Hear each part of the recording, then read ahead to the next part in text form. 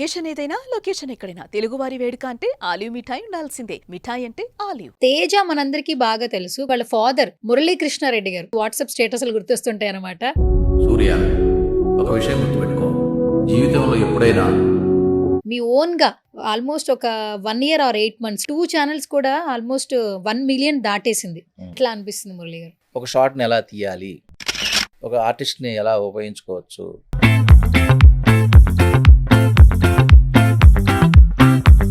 First మీరు artist అవుదామని ఇండస్ట్రీకి వచ్చారట. ఇండస్ట్రీ మీద ఎంత ఇష్టం ఎప్పుడు కలిగింది? చాలా మంది పొగిడేవాళ్ళు.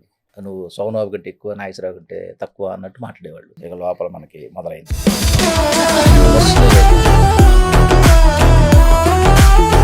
మా తాతగారు బోన వెంకటరామరెడ్డి గారు, మాజీ సీఎం. పొలం చేసిన డబ్బులతో 2,000 రూపాయలు తీసేసుకొని ఇంట్లో చెప్పకుండా మెడ్రాస్ వెళ్ళిపోయా. ఎందుకు?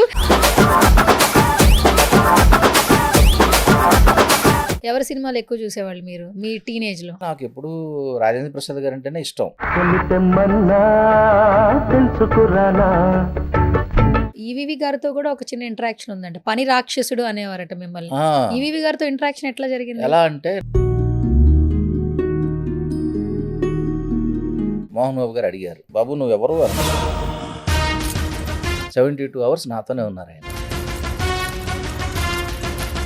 ఇప్పుడు జర్నలిస్టులు కూడా చూస్తున్నారు, అప్పుడు జర్నలిస్టులు కూడా చూసారు. ఒకప్పుడు సినిమా వచ్చిందంటే హీరోస్ డైరెక్ట్ గా జర్నలిస్టులతో కూర్చుని మాట్లాడేవాళ్ళట. ఇప్పుడు ఏం జరుగుతుంది, అప్పుడు ఏం జరుగుతుంది? ఏం డిఫరెన్సియేషన్ ఏంటి? ఛానల్స్ ఎక్కువ కావడం, ప్రొఫెషనలిజం లోపించడం. ఇక్కడ జర్నలిజం అనే దానికి అర్థం మారిపోయింది. మీడియాలో సెన్సేషన్ అనేది ఇంపార్టెంట్. కొన్ని సంవత్సరాల ముందు ఒక ఇష్యూ మీ అబ్బాయికి సంబంధించి, ఆ అబ్బాయిని ఇప్పుడు చూస్తుంటే మర్చిపోయింది. ఎన్నో ట్రోల్స్ ఎన్నో వచ్చినాయి, ఎన్నో వీడియోలు వచ్చినాయి, ప్రతి ఛానల్లో వేశారు. కెరియర్ ఏంటి, అతని కుటుంబం పరిస్థితి ఏంటి నెక్స్ట్ అనేది ఎవరు ఆలోచించాల. ఇదే సోషల్ మీడియా వేదికగా ఎంతో ట్రోల్ చేశారు. అవతల వాళ్ళని మనం బ్లేమ్ చేసే ముందు మనం ఇక్కడ సెటరేట్ కావాలి.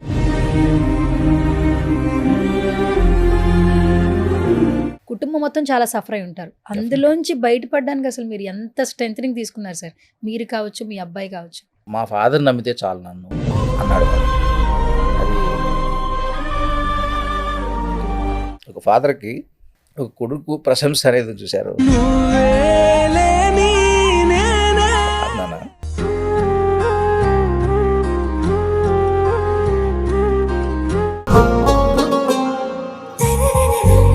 Hi, hello, namaste. This is Suvarna. Welcome to సువర్ణతో సరదాగా. సరదాగా అయితే ఇంటర్వ్యూ ఉంటుంది, బట్ కొంచెం ఇన్స్పిరేషనల్గా, మోటివేషనల్గా కూడా ఉంటుందన్నమాట ఈ ఇంటర్వ్యూ. సో నవేడేస్ ఏంటంటే సోషల్ మీడియా ప్లాట్ఫామ్ ద్వారా మంచి మంచి వీడియోస్ చేస్తూ ఎంతోమంది స్టార్స్ అవుతూ ఉన్నారు, వాళ్ళ యొక్క టాలెంట్ని ప్రూవ్ చేసుకుంటూ ఉన్నారు. రీసెంట్గా తేజ్ ఇండియా ఒరిజినల్స్ ఇంట్రడక్షన్ అవసరం లేదు కదా, 1 billion వ్యూస్ అసలు ఎక్కడి నుంచి వస్తున్నాయో తెలియదు. బికాజ్ ఆఫ్ కంటెంట్ అనమాట. చాలామంది అంటుంటారు కంటెంట్ మ్యాటర్స్ అని చెప్పేసి. వాళ్ళు ఖచ్చితంగా అది ప్రూవ్ చేస్తూ ఉన్నారు. రైట్ నో నాతో పాటు ఉన్నారు. తేజ మనందరికీ బాగా తెలుసు, కొంతమంది దొరసాయి తేజ అని కూడా అంటుంటారు. సో బ్యాక్ బెంచెస్ చూస్తున్న ప్రతి ఒక్కరికి చాలా తెలుసు అనమాట. కానీ వాళ్ళ ఫాదర్ మురళీకృష్ణారెడ్డి గారు, సూర్య వెబ్ సిరీస్ చూసిన ప్రతి ఒక్కరికి ఇంట్రడక్షన్ అవసరం లేదు. ఎస్పెషల్లీ మురళీ గారి గురించి తెలుసుకోగానే మనకి వాట్సాప్ స్టేటస్లు గుర్తొస్తుంటాయి అనమాట. సో షన్ను ఫాదర్గా అలా మనకు తెలుసు. కొంచెం గ్యాప్ వచ్చింది, ఇప్పుడు సినిమాలు, సిరీస్ బిజీగా ఉన్నారు. బట్ ఇప్పుడు తన ఓన్ ప్లాట్ఫామ్ డిజిటల్ మీడియా ద్వారా మనందరికీ చాలా బాగా రోజు సుపరిచితం అవుతూ ఉన్నారు. ఎన్నో మంచి మంచి వీడియోస్ చేస్తూ ఉన్నారు. రైతు నాతో పాటు ఉన్నారు, డబ్బింగ్ ఆర్టిస్టు, అలాగే మంచి artist. At the same time ఇప్పుడు తన ప్లాట్ఫామ్ని తనే క్రియేట్ చేసుకుంటూ ఎంతో మందికి ఇన్స్పిరేషన్గా నిలిచారు ఆర్టిస్ట్ మురళీకృష్ణారెడ్డి గారు. ఆయనతో మాట్లాడదాం. హాయ్, నమస్తే. నమస్తే అమ్మా. హలో అంకుల్ అనొచ్చా? ప్రస్తుతానికి ఓకే. ఎందుకు హలో అంకుల్ ఛానల్ ఉంది కాబట్టి, లేదంటే అస్సలు నాకు ప్రమోషన్ దొరుకుతుంది, ప్రమోషన్ జరుగుతుంది కాబట్టి. సరే, hello uncle, hi uncle. Hi. బాగుందా అంకుల్ అని పిలవడం? ఓకే. అంటే ఇందాక కెమెరా ముందు నేను అంకుల్ కాదన్నారు కదా. అంటే మేము ఇంకా స్టిల్ యంగ్గా ఉన్నారా? అంకుల్ అంటే పిల్లలకు పెళ్ళిళ్ళు కూడా కాలేదు, అప్పుడే అంకుల్ లాగా అంటే కొంచెం మళ్ళీ ఎనర్జీ డౌన్ అవుతుందేమో. అది ఎప్పుడు యాక్టివ్గా ఉండాలి కదా. ఇప్పుడు మనం ఇంకొక 10 years అన్నా పనిచేస్తే తప్ప పిల్లలు మంచి ఫామ్లోకి రారు. మనకు కూడా ఒక ఫుల్ఫిల్మెంట్ ఉంటుంది. అందువల్ల ఏంటంటే ఆ పిలుపు అప్పుడే ఏదోగా ఉంటుంది. ఓకే. కానీ యాక్సెప్ట్ చేయక తప్పదు. ఇప్పుడు తాత వయసులో ఉన్నప్పుడు అంకుల్ అని పిలవడం కూడా ఒక రకంగా వరమే. తాతయ్య అని పిలుస్తుంటే చిన్నపిల్లలు ఇంకొక ఘోరంగా ఉంటుంది. అమ్మ బాబాయ్ తాతయ్య అయిపోయామే, తొందరపడాలి, ఇంకా కష్టపడాలి. చిన్నపిల్లలకు కూడా అంత మనం గుర్తుండిపోతున్నాము. అది హ్యాపీగా ఉంటుంది. పిలుపులో ఏముందండి, ప్రేమతో పిలిచేది ఏదైనా బాగానే ఉంటుంది. ఎస్, ఫస్ట్ ఆఫ్ ఆల్ చాలా సంతోషంగా ఉంది. అంటే ఎన్నో రోజుల నుంచి ఒక మంచి పాడ్కాస్ట్ చేద్దామని అనుకుంటూ ఉన్నా, బట్ నేచర్ యూనివర్స్ కూడా కలపలేదు. బట్ ఇప్పుడు స్టిల్ యూనివర్స్ కూడా నాకు హెల్ప్ చేసింది. ఆఫ్టర్ 4 years తర్వాత అనుకుంటా ఇలా కలవడం చాలా సంతోషంగా ఉంది. అవునవును, సూర్య వెబ్ సిరీస్ అప్పుడు ఉధృతంగా దగ్గరగా నాకు తెలిసి ఒక 10 ఛానల్స్ వాళ్ళు వెంటనే చేశారు. తర్వాత చూస్తే మళ్ళీ ఎవ్వరూ కనిపించలేదు. ఫోన్లే పాపం మనం ఇంకా వాళ్ళకి అందలేదేమో, మనం ఇంకా కష్టపడాలేమో అని అనుకుంటున్న టైంలో మళ్ళీ డిఫరెంట్ ప్లాట్ఫామ్స్ మళ్ళీ మేము స్టార్ట్ చేయడం. కొంచెం ఇప్పుడు సినిమాలు ఎంత పాన్ ఇండియా సినిమాలు వచ్చినా, ఇన్ని సీరియల్స్ ఇళ్లలోకి వచ్చినా, ఇప్పుడు మనకి ఇంటిమేట్ మీడియా, ఒకప్పుడు టీవీ ఉండేది, ఇప్పుడు సెల్ ఫోన్ అనేది మనకి ఇంటిమేట్ మీడియా అయిపోయింది. కాబట్టి ఏ పని చేస్తున్నైనా సరే చేతిలో అది ఉంటుంది. కాబట్టి దాంట్లో వాళ్ళు కూడా పార్టిసిపేట్ చేస్తూ ఆ అనుభూతిని పొందుతున్నారు. కాబట్టి ఈ ప్లాట్ఫామ్ అనేది దగ్గరగా అయింది. సో మనకి తెలిసి వచ్చినా తెలియకొచ్చినా అవకాశాల కోసం వచ్చినా ఈ సోషల్ మీడియా ప్లాట్ఫామ్ అనేది ఒక రకంగా ఇప్పుడున్న పాత వాళ్ళకి కొత్త వాళ్ళకి ఇప్పుడున్న కంటెంట్ ఏదైతే ఉంటుందో ఏదో చేయాలి, నేను ఏదనుకొని వచ్చానో అది రీచ్ అవ్వాలి అనుకున్న వాళ్ళందరికీ మంచి ప్లాట్ఫామ్. కాకపోతే దీంట్లో కూడా స్ట్రగ్లింగ్స్ చాలా ఉన్నాయి. అవన్నీ ఎవరైతే ఫేస్ చేస్తారో వాళ్ళందరికీ ఇది మంచి ప్లాట్ఫామ్. కానీ నవ్వేడేస్ కంటెంట్ మ్యాటర్స్ అంటారు, కానీ అది మీరు బాగా ప్రూవ్ చేశారు చూపించి. అంటే టాలెంట్ ఉండడంతో పాటు ఆ కంటెంట్ని క్రియేట్ చేయడానికి ఉన్నటువంటి ఐడియాలజీ మిక్స్ చేసుకుని మీ ఓన్గా అసలు డిజిటల్ మీడియా ప్లాట్ఫామ్ వేదికగా ఆల్మోస్ట్ ఒక 1 year or 8 monthsలో అనుకుంటా, ఐ థింక్ సో, ఇంత మంచి వామ్ వెల్కమ్.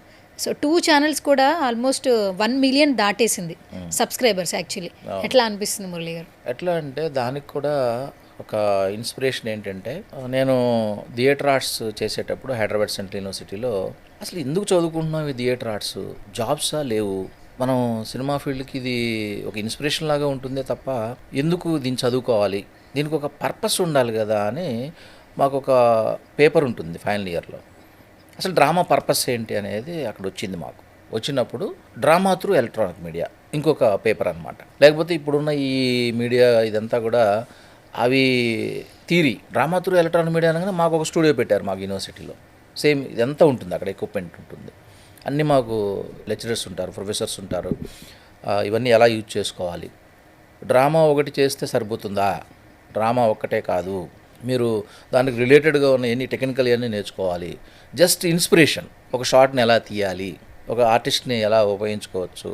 డ్రామా అంటే థియేటర్ ఆర్ట్స్కి సంబంధించి ఆ స్టేజ్కి సంబంధించి అన్నీ నేర్చుకుంటాం మేము, అన్ని క్రాఫ్ట్స్ నేర్చుకుంటాం. అంటే మీరు ఫస్ట్ మీరు థియేటర్కల్ ఆర్టిస్ట్ నుంచి వచ్చారు? అంతే, పక్కాగా ఒక 1000 డ్రామాలు ప్రొసీనియంలో ఆడాము, వీధి నాటకాలు ఆడాము. అయితే నాకు ఇప్పుడు అసంతృప్తి ఉండేది, ఈ డ్రామా పర్పస్ ఏంటి అసలు. అక్కడ నాకు డ్రామా చేస్తున్నామంటే జనాలకి ఏదన్నా కావాలి, జనాలకు అందాలి డ్రామా ద్వారా.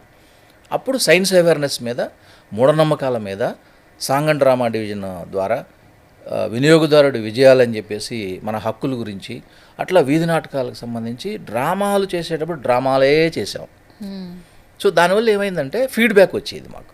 మేము పెట్టే ప్రతి ఎక్స్ప్రెషన్కి మేము ఏం చెప్పినా కూడా రెస్పాండ్ అయ్యేవారు, పబ్లిక్ ఎదురుగా ఉంటారు కాబట్టి. సో అప్పుడు మాకు కాన్ఫిడెన్స్ వచ్చేది. అందువల్లే ఇప్పుడు ఆ డ్రామా చదువుకోవడం వల్ల థియేటర్ ఆర్టిస్టులకు ఉన్నంత కాన్ఫిడెన్స్ వేరే ఎవరికి ఇక్కడ ఉండదు. దట్టు థియేటర్కల్ ఆర్టిస్టులకి ఎందుకు కాన్ఫిడెన్స్ ఉంటుంది ఏంటంటే గ్రౌండ్ లెవెల్ నుంచి అన్నీ నేర్చుకుంటారు. ఒకటి ఎక్స్ప్రెషన్, డబ్బింగ్ అండ్ సబ్జెక్ట్ మీద ఒక నాలెడ్జ్తో వాళ్ళు ముందుకెళ్తారు అంటుంటారు. అందుకే నెక్స్ట్ ఏదైనా ఆపర్చునిటీ వచ్చినా కూడా వాళ్ళు టేక్లు ఎక్కువ తీసుకోరు. కానీ ఒక ఇబ్బంది ఉంది ఇక్కడ. నువ్వు మీడియా అడాప్టేషన్ తీసుకోకపోతే మళ్ళీ డ్రామా ఆర్టిస్టులు చాలామంది ఫెయిల్ అయ్యారు. ఓకే, అప్పుడు వచ్చిన చాలామంది ఫాదర్ రోల్స్ చేసిన వాళ్ళందరూ కూడాను తర్వాత కనిపించలేదు మీకు. దానికి కారణం ఏంటి తెలుసా? డ్రమటైజేషన్, న్యాచురాలిటీ ఉండదు. మేము మాట్లాడేటప్పుడు కూడా మాలో కొంచెం నటన కనిపిస్తుంది. అది కంట్రోల్ చేయడానికి మేము డ్రామా నుంచి టీవీకి వచ్చినప్పుడు మా దూరదర్శన్లో ఒక 7 years వర్క్ చేశాను నేను. దూరదర్శన్లో కూడా చేశాను. యాజ్ ఎ క్యాజువల్ ప్రొడక్షన్ అసిస్టెంట్గా పర్మనెంట్ చేస్తారని ఆశతో చేశాను. అప్పుడు మా గురువులు చెప్పారనమాట, అరే నువ్వు ఆర్టిస్ట్ అవుదామని వచ్చావు కాబట్టి ఇక్కడ నువ్వు యాంకరింగ్ చేసుకో, డైరెక్షన్ నేర్చుకో, డబ్బింగ్ చెప్పడం నేర్చుకో, బై హార్ట్ చేసి ఎన్ని పేజీలు అయినా సరే నువ్వు చెప్పడానికి నేర్చుకో అని చెప్పేసి వాళ్ళు ఒక టెలి స్కూల్ అనమాట. అది మార్నింగ్ 10:30 to 11 o'clock కొన్ని వందల ప్రోగ్రాంలు చేసి ఉంటాం. అక్కడ బాగా ట్రైనింగ్ అయ్యాం. మా గురువు గారు స్వరూప్ దేవదాస్ గారు అని ఉన్నారు. ఆయన నాకు మంచి చిన్న వయసులో 22 yearsలో నాకు అన్నీ నేర్పించారు. ఆయన జాబ్ ఒకటే రాలేదు, దానివల్ల మేము కొంచెం ఫైనాన్షియల్గా వెనకబడిపోయాము. మళ్ళీ అక్కడ పొందిన what ever it may be basics, drama, TV, మళ్ళీ రేడియోకి వచ్చేటప్పటికి మళ్ళీ మాకున్న సీనియర్స్ చాలా గౌరవంగా నిన్న 75 సంవత్సరాల పండుగ కూడా మమ్మల్ని పిలిచి వాళ్ళు భోజనం పెట్టి మాకు మళ్ళీ ఇంకొక ప్రోగ్రామ్ ఇచ్చి, మీరు మా ఆర్టిస్ట్, మా ఆడిషన్ ఆర్టిస్ట్ అని చెప్పేసి వాళ్ళు ఎంత గర్వంగా చెప్తున్నప్పుడు, అలాగే ఇప్పుడు డబ్బింగ్స్లో సినిమా డబ్బింగ్ అనేది చాలా కష్టమైన ప్రక్రియ. మా బాబు హీరోలకు చెప్తున్నాడు, దొరసాయి తేజ, నేను ఎదగలేకపోయాను. నేను ఏ రోజు బాధపడలేదు. ఎందుకో తెలుసా, అది చాలా కష్టమైన ప్రక్రియ. పట్టుకోవడం కష్టం, క్లిక్ అవ్వడం అంతకంటే కష్టం. డబ్బింగ్ క్యారెక్టర్స్ చెప్పడం ఇంకా కష్టం. అటువంటిది నేను స్టిల్ ఇంకా నేను డబ్బింగ్లో బెనిఫిట్ అవుతూనే ఉన్నాను. అది వాళ్ళు ఒక ఫోన్ వచ్చిందంటే అది క్యారెక్టరా, బిట్టా, క్రౌడా అనేది ఒకే ఒకసారి అడిగాను. ఫస్ట్లో మాకు వార్నింగ్ ఇచ్చారు. గోగినేని శివరాంప్రసాద్ గారని మాకు ఫస్ట్ గురువు గారు. ఆయన చెప్పిన మాట ఒకటే, అరే నీకు మైక్ ముందుకు వెళ్ళడానికే చాలా టైం పడుతుందిరా, అటువంటిది మీరు థియేటర్ ఆర్ట్స్ చేసి వచ్చారు, అక్కడ ఏం నేర్చుకున్నారో మాకు తెలియదు, అది అక్కడ పక్కన పెట్టండి, ఇక్కడ ఈ బేస్ కావాలి మీకు, బొమ్మ అంటుండాలి వాయిస్, ఆ క్యారెక్టర్లో లీనమైపోవాలి, మాడ్యులేషన్ కావాలి అని చెప్పేసి ఆయన మమ్మల్ని బాగా రుద్దారు. ఇప్పటికి డబ్బింగ్స్ మీదనే అట్లా ఏమైపోయింది, నీకు మీడియా అనేది కవర్ అయిపోయింది. అప్పుడు మళ్ళీ ఇప్పుడు డిజిటల్ మీడియా మనకి ప్లాట్ఫామ్ వచ్చింది కాబట్టి, ఈ సోషల్ మీడియా డెవలప్ అయింది కాబట్టి మా పిల్లలు దాన్ని పట్టుకోగలిగారు. అసలు మీది ప్రాపర్ ఎక్కడ మురళి గారు? మాది నాగార్జున సాగర్ దగ్గర వినుకొండ అని ఒక ఊరుంది. ఏం చదువుకున్నారు మీరు? నేను వచ్చేసి ఎంపీసీ ఇంటర్మీడియట్, తర్వాత బిఏ మ్యాథమెటిక్స్, తర్వాత MPA theatre arts, master of performing ఆర్ట్స్లో థియేటర్ ఆర్ట్స్. హైదరాబాద్ సెంట్రల్ యూనివర్సిటీలో మాస్టర్ డిగ్రీ చేయాలి. అంతకంటే ముందు మెడ్రాస్ దగ్గర పాండిచ్చేరిలో ఎంఏ థియేటర్ ఆర్ట్స్ అని ఒకటి చేశాము. కాకపోతే అది ఇన్కంప్లీట్ అయింది. కాకపోతే ఆ తమిళ్ అట్మాస్ఫియర్, సినిమా అప్పుడే షిఫ్ట్ అవుతుంది అక్కడి నుంచి ఇక్కడికి, చాలా కష్టాలు పడ్డాము. అప్పుడు తమిళ్ నేర్చుకుంటే ఉపయోగాలు ఉంటాయి. అక్కడ మళ్ళీ తమిళ్లో డ్రామాలు కూడా నేర్చుకున్నాము. అంత స్ట్రగుల్ చేసినా కూడా అక్కడ ఇండస్ట్రీ లేదు. మళ్ళీ ఇక్కడికి వచ్చి మళ్ళీ ఇక్కడ స్ట్రగుల్ చేయకపోతే ఇక్కడ హిందీ అంతా ఉంది. ఇప్పటికి హై హూయి దగ్గరే ఆగిపోయాము మేము, ఆ లాంగ్వేజ్ రాలేదు మాకు.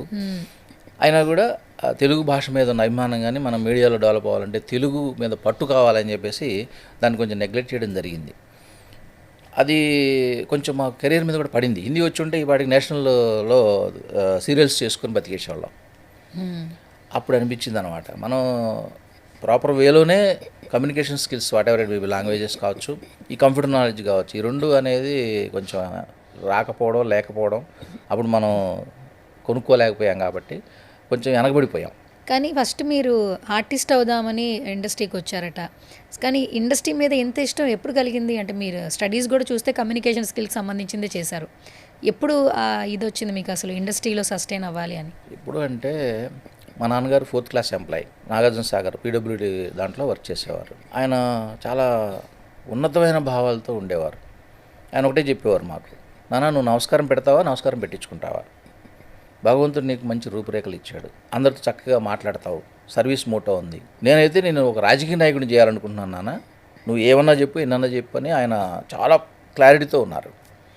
మేము చదువుకున్న స్కూల్ ఏమో లోయలా హై స్కూల్, అక్కడ మిషనరీ స్కూల్స్ అవన్నీ కూడా, ఫాదర్స్ అంటారు కదా, స్వాములూర్లు అంటారు వాళ్ళని. వాళ్ళు ఎలా అంటే ఏ రంగంలో టాలెంట్ ఉందో విద్యార్థులకు ఆ రంగంలోనే వాళ్ళు బాగా ఫోకస్ చేసేవారు. నన్ను చూసినప్పుడల్లా వాళ్ళు ఒకటే అనేవారు అనమాట, నీకు ఏది ఇంట్రెస్ట్ రా అని అడిగేవాళ్ళు. అడిగితే నాకేం తెలియదు ఫాదర్ అనేవాడిని. అందుకని వాళ్ళు ఏం చేసేవారంటే 15 రోజులకు ఒకసారి కల్చరల్ ప్రోగ్రామ్స్ చేసేవాళ్ళు. దాంట్లో ఒకసారి ఏదన్నా ఏకపాత్ర అభినయాలు చేయడం లేకపోతే ఏదో ఒకటి చేయమనేవారు. నేను చాలా అమాయకంగా హనుమంతుడి మూతి పెట్టుకొని జగపతి రామ ఒక పాట ఉంది కదా, ఆ పాటకు అనుకూలంగా ఏదో చేసేసాను. అసలు విపరీతమైన రెస్పాన్స్, అరే ఇదేదో బాగా ఉంది అక్కడ చూస్తేనేమో అంత రిచ్ పీపులే ఉండేవాళ్ళు ఆ స్కూల్లో పిల్లలు. మా ఫాదర్ ఏమో ఆ స్కూల్లో నేను చదివించాలని ఆయన పట్టుబట్టి మరీ చదివించేవాడు. అది నాకు తెలియదు. వాళ్ళందరూ ఇంజనీర్లు అవుతాము, డాక్టర్లు అవుతాము, ఇంకోటి అవుతాం అని గొప్పగా చెప్పుకునేవాళ్ళు, బాగా చదువుతుండేవాళ్ళు. నాకు లోపల మొదలైంది, మనం ఏమిటి ఇదేదో బాగుంది యాక్టరు అని. ఒకరోజు ఫాదర్, నేను ఒకటి అడుగుతాను, మీరు ఏమనుకోవద్దు, అది యాక్సెప్ట్ చేయాలి అని అన్నాను. నీ ధైర్యం గోలా ఏంటి రాజా అని అన్నాడు. మీరు ప్రతి సాటర్డే సండే మమ్మల్ని అందరూ సినిమాకి తీసుకెళ్ళాలి ఫాదర్ అన్న. సినిమాకి డబ్బులు ఎవరు ఇస్తారా అన్నాడు. అది నాకు తెలియదు ఫాదర్, మేము సినిమాలు చూడకపోతే ఎట్లాగా మరి బయటికి పంపించారు కదా మీరు అని అంటే, ఆయన నేను అడిగే పద్ధతికి కానీ ఆ క్యూట్నెస్కి కానీ, అది ఫాదర్ యాంటనీ ఫాదర్ అని, ఇప్పుడు లోయల్ అకాడమీలో ఉన్నారు ఇక్కడ సికింద్రాబాద్లో, పెద్ద ఆయన అయిపోయారు. ఆయన తీసుకెళ్ళేవారు సాటర్డే సండే సినిమాలో తీసుకెళ్ళినప్పుడు ఇక నాకు నిద్ర పట్టేది కాదు. మళ్ళీ రాగానే ఈ 15 రోజులకు ఒకసారి కల్చరల్ ప్రోగ్రామ్స్. ఓకే. ఇక మేమే రాసుకోవడం. అంటే రైటింగ్ స్కిల్స్ మీకు అప్పటి నుంచి ఉన్నాయి? మేమే రాసుకునేవాళ్ళం చిన్న చిన్న స్కిట్లు, నవ్వించడం ఎట్లాగా. ఏ సంవత్సరంలో అది?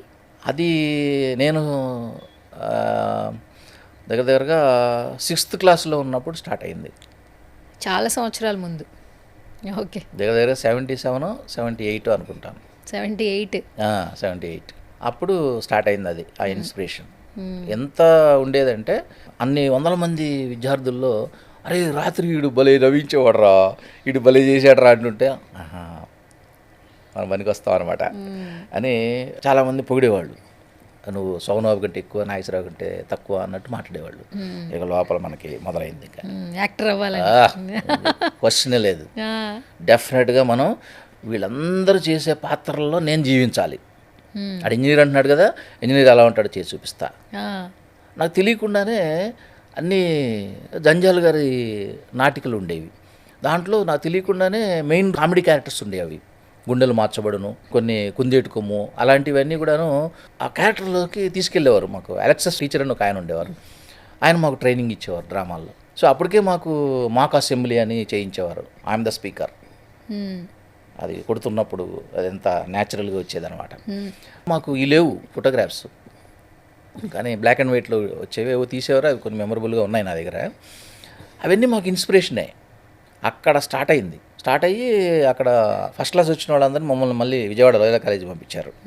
ఆ ఫాదర్సే, మీరు బాగా ముందు చదువుకోవాలరా, చదువుకోండి అని చెప్పేసి అనగానే మా ఫాదర్ కూడా వాడు అక్కడ చదువుకుంటానంటేనే డబ్బులు ఇస్తానని చెప్పేసి ఆయన, అప్పుడు 4th క్లాస్ ఎంప్లాయ్ అయినా వాళ్ళకి వచ్చేది 1000 రూపాయలైనా కూడా నా కోసం ఖర్చు పెట్టేవారు. ఆయన ఒక్కడనే కొడుకుని కాబట్టి. ఆయన చెప్పాను కదా, విజన్ వేరే ఉంది. వీడిని ఎట్లయినా ఈ ఏరియాలో ఎమ్మెల్యే లెవెల్లో చూడాలి అనేది. ఎందుకంటే మా తాతగారు బోన వెంకటరామరెడ్డి గారు, మాజీ సీఎం. ఓకే. ఇప్పుడు మన గురువారెడ్డి గారు వీళ్ళందరూ మనకి రిలేటివ్స్ అనమాట. సో ఆ ఇన్స్పిరేషన్ కూడా మా డాడీకి బాగా ఉంది. వాళ్ళ లెవెల్కి మా వాడిని తీసుకెళ్ళాలి, కానీ నేను చిన్న ఎంప్లాయీని ఎలా అనేది ఉండేది. ఆయన అలా చాలా కేర్ తీసుకుని పెంచేవారు ఆయన. అది కూడా సమ్ ఇన్స్పిరేషన్ నాకు. అట్లా ఇంటర్మీడియట్ లెవెల్లోకి వచ్చేటప్పటికి విజయవాడ లోయల్ కాలేజ్ అనేటప్పటికి ఎలా ఉంటుంది అసలు మామూలుగా లేదు. అదొక పెద్ద ప్రపంచం. ఆమెదో రాసుకుని వెళ్ళేవాడిని కాలేజ్గా. ఫస్ట్ రోజు వేతాలు చేశారు, అమ్మో పోషగా ఉండాలి కావాలని చెప్పి. అక్కడ మళ్ళీ కల్చర్ మారిపోయింది. మళ్ళీ అక్కడ ఎంసీ దాస్ గారని జంజాల్ గారి క్లాస్మేట్ ఆయన మళ్ళీ దొరికారు మా గురువు గారు. మళ్ళీ అక్కడ ఇంటర్మీడియట్ 3 సబ్జెక్టులు ఫెయిల్ అయ్యాయి. ఎందుకు? ఈ డ్రామాల పిచ్చిలో పడి. మరి ఫెయిల్ అయితే డబ్బులు ఇయ్యరు కదా ఇంట్లో. మా ఫాదర్ పొరపాటున అబద్ధం చెప్పే పాస్ అయ్యారని. అక్కడ కూడా యాక్టింగ్ చేశానే కానీ మా ఫాదర్ ముందు నేను ఫెయిల్ అయ్యా. అక్కడ దొరికేసాను. ఆయన చాలా ఫీల్ అయిపోయారు. అయినా మీరు ప్యాంపరింగ్ కిడ్ అంటే కదా, మీ నాన్నగారికి మీరంటే చాలా ఇష్టం అంట కదా. ఇష్టమే, అదే ప్రాబ్లం. ఇప్పుడు ఎక్కువ ప్రేమించిన వాళ్ళతోనూ ప్రాబ్లమే. ఒకసారి హర్ట్ అయితే వాళ్ళు చాలా దూరం అయిపోతారు కెరియర్ పట్ల. అరే ఏడింటి ఇట్లా అంత పెద్ద కాలేజీలో చదివిస్తే ఇలా అయిపోయాడని చెప్పి.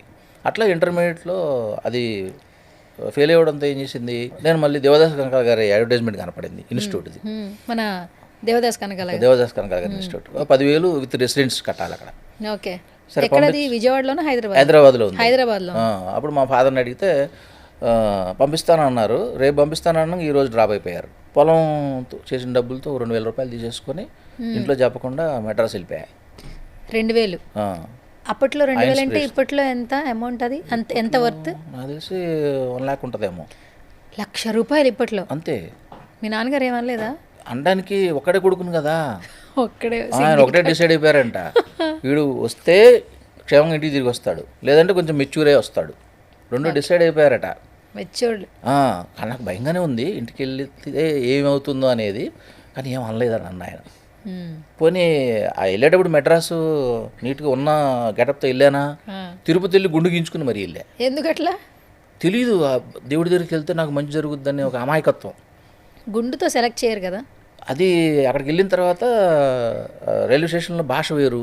ఒక జ్యోతిష్కుడు ఉండి, పర్లేదు బాబు నువ్వు బాగున్నావు, చక్కగా మా ఇంటి ఎదురుగునే ఉంటారు కోడిరామకృష్ణ, నేను పరిచయం చేస్తారా అని చెప్పి తీసుకెళ్ళాడు ఆయన. కోడిరామకృష్ణ గారి దగ్గరికి తీసుకెళ్ళాడు ఆయన. తీసుకెళ్తే ఆయన 3 రోజులు తిరగంగా అపాయింట్మెంట్ ఇచ్చాడు.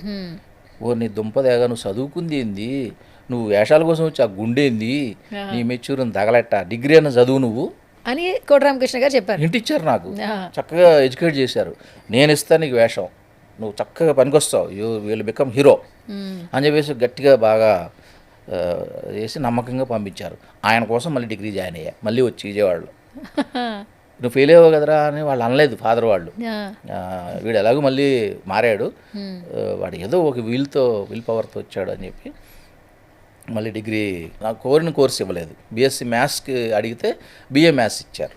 ఓకే సార్ కాంపిటేటివ్ ఎగ్జామ్స్కి బాగుంటుంది, నువ్వు చదువురా బాబు అని చెప్పేసి ఫాదర్ ఇన్నయ్య అని, ఆయన ఇప్పుడు లేరు, చనిపోయారు. ఆయన మంచి వాళ్ళకు ఒక విజన్ ఉంది, థియేటర్ ఆర్ట్స్ సబ్జెక్టు లోయలా కాలేజీలో పెట్టాలని.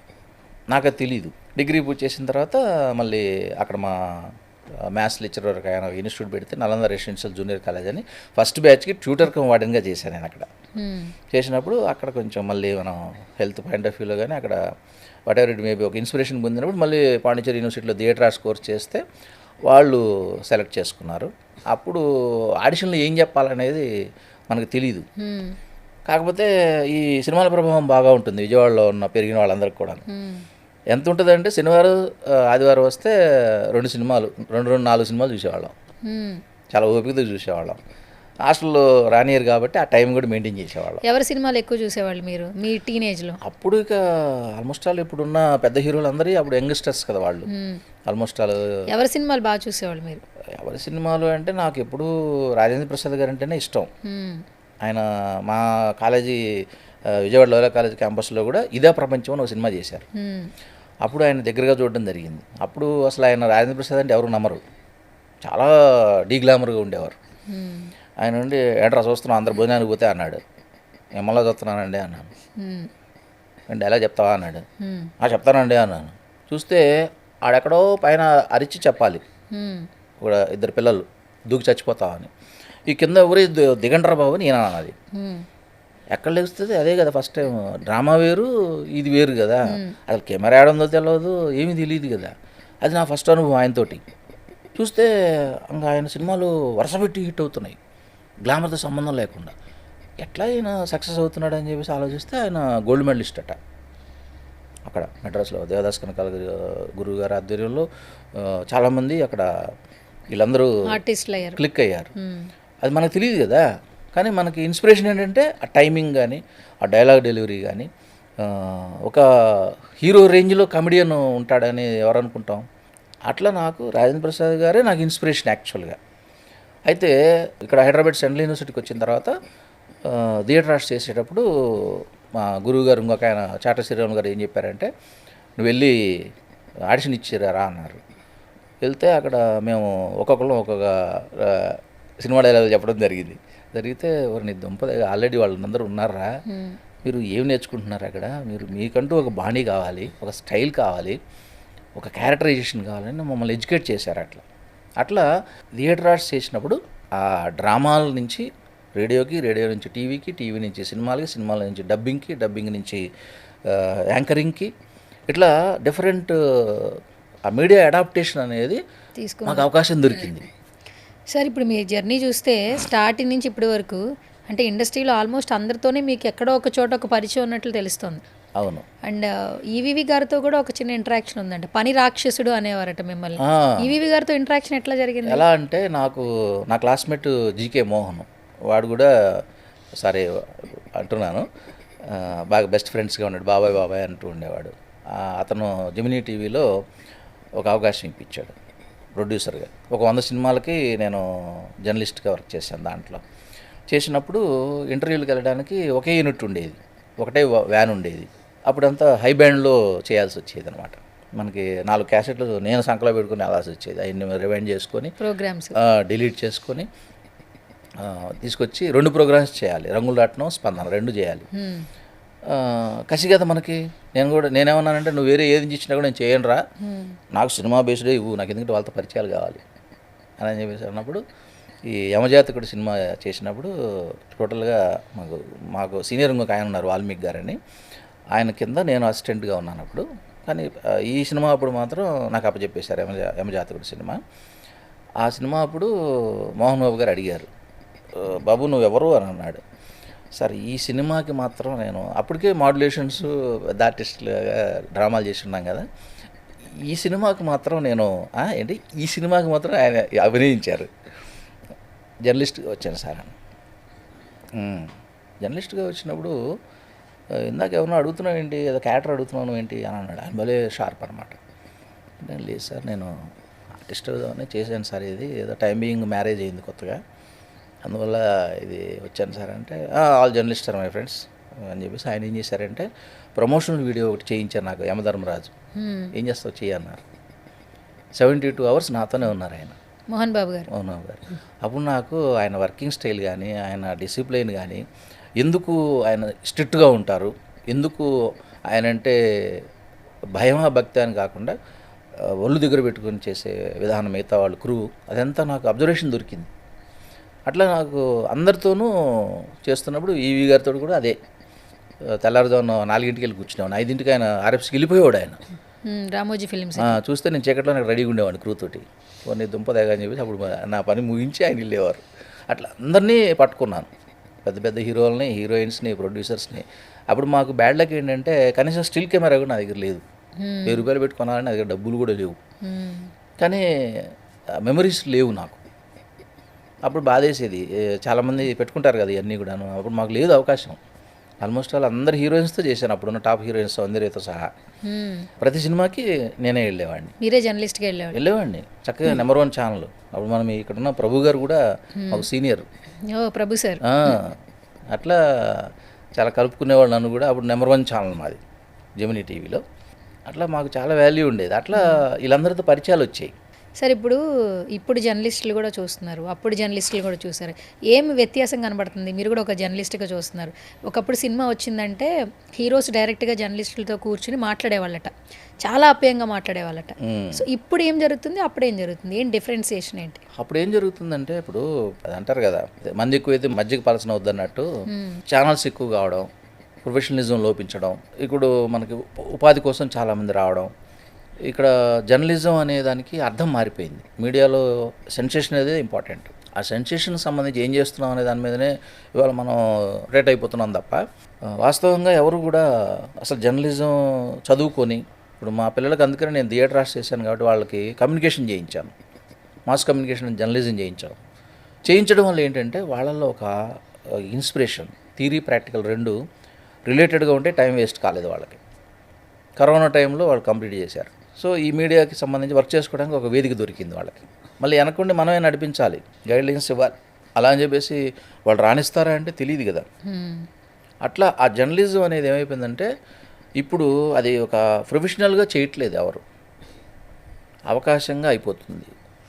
రాజకీయ పార్టీలకు అనుకూలంగా వెళ్ళిపోతున్నాము. మరి ఇక్కడ మనుగడ ఇంపార్టెంట్, ఇక్కడ మెయింటెనెన్స్ ఇంపార్టెంట్, గందరగోళంగా తయారైపోయింది. అంతే తప్ప ఇప్పుడు కూడా నిజమైన జర్నలిస్టులు ఉన్నారు, నిజమైన తపన ఉన్న వాళ్ళు ఉన్నారు, అవగాహన ఉన్నవాళ్ళు ఉన్నారు.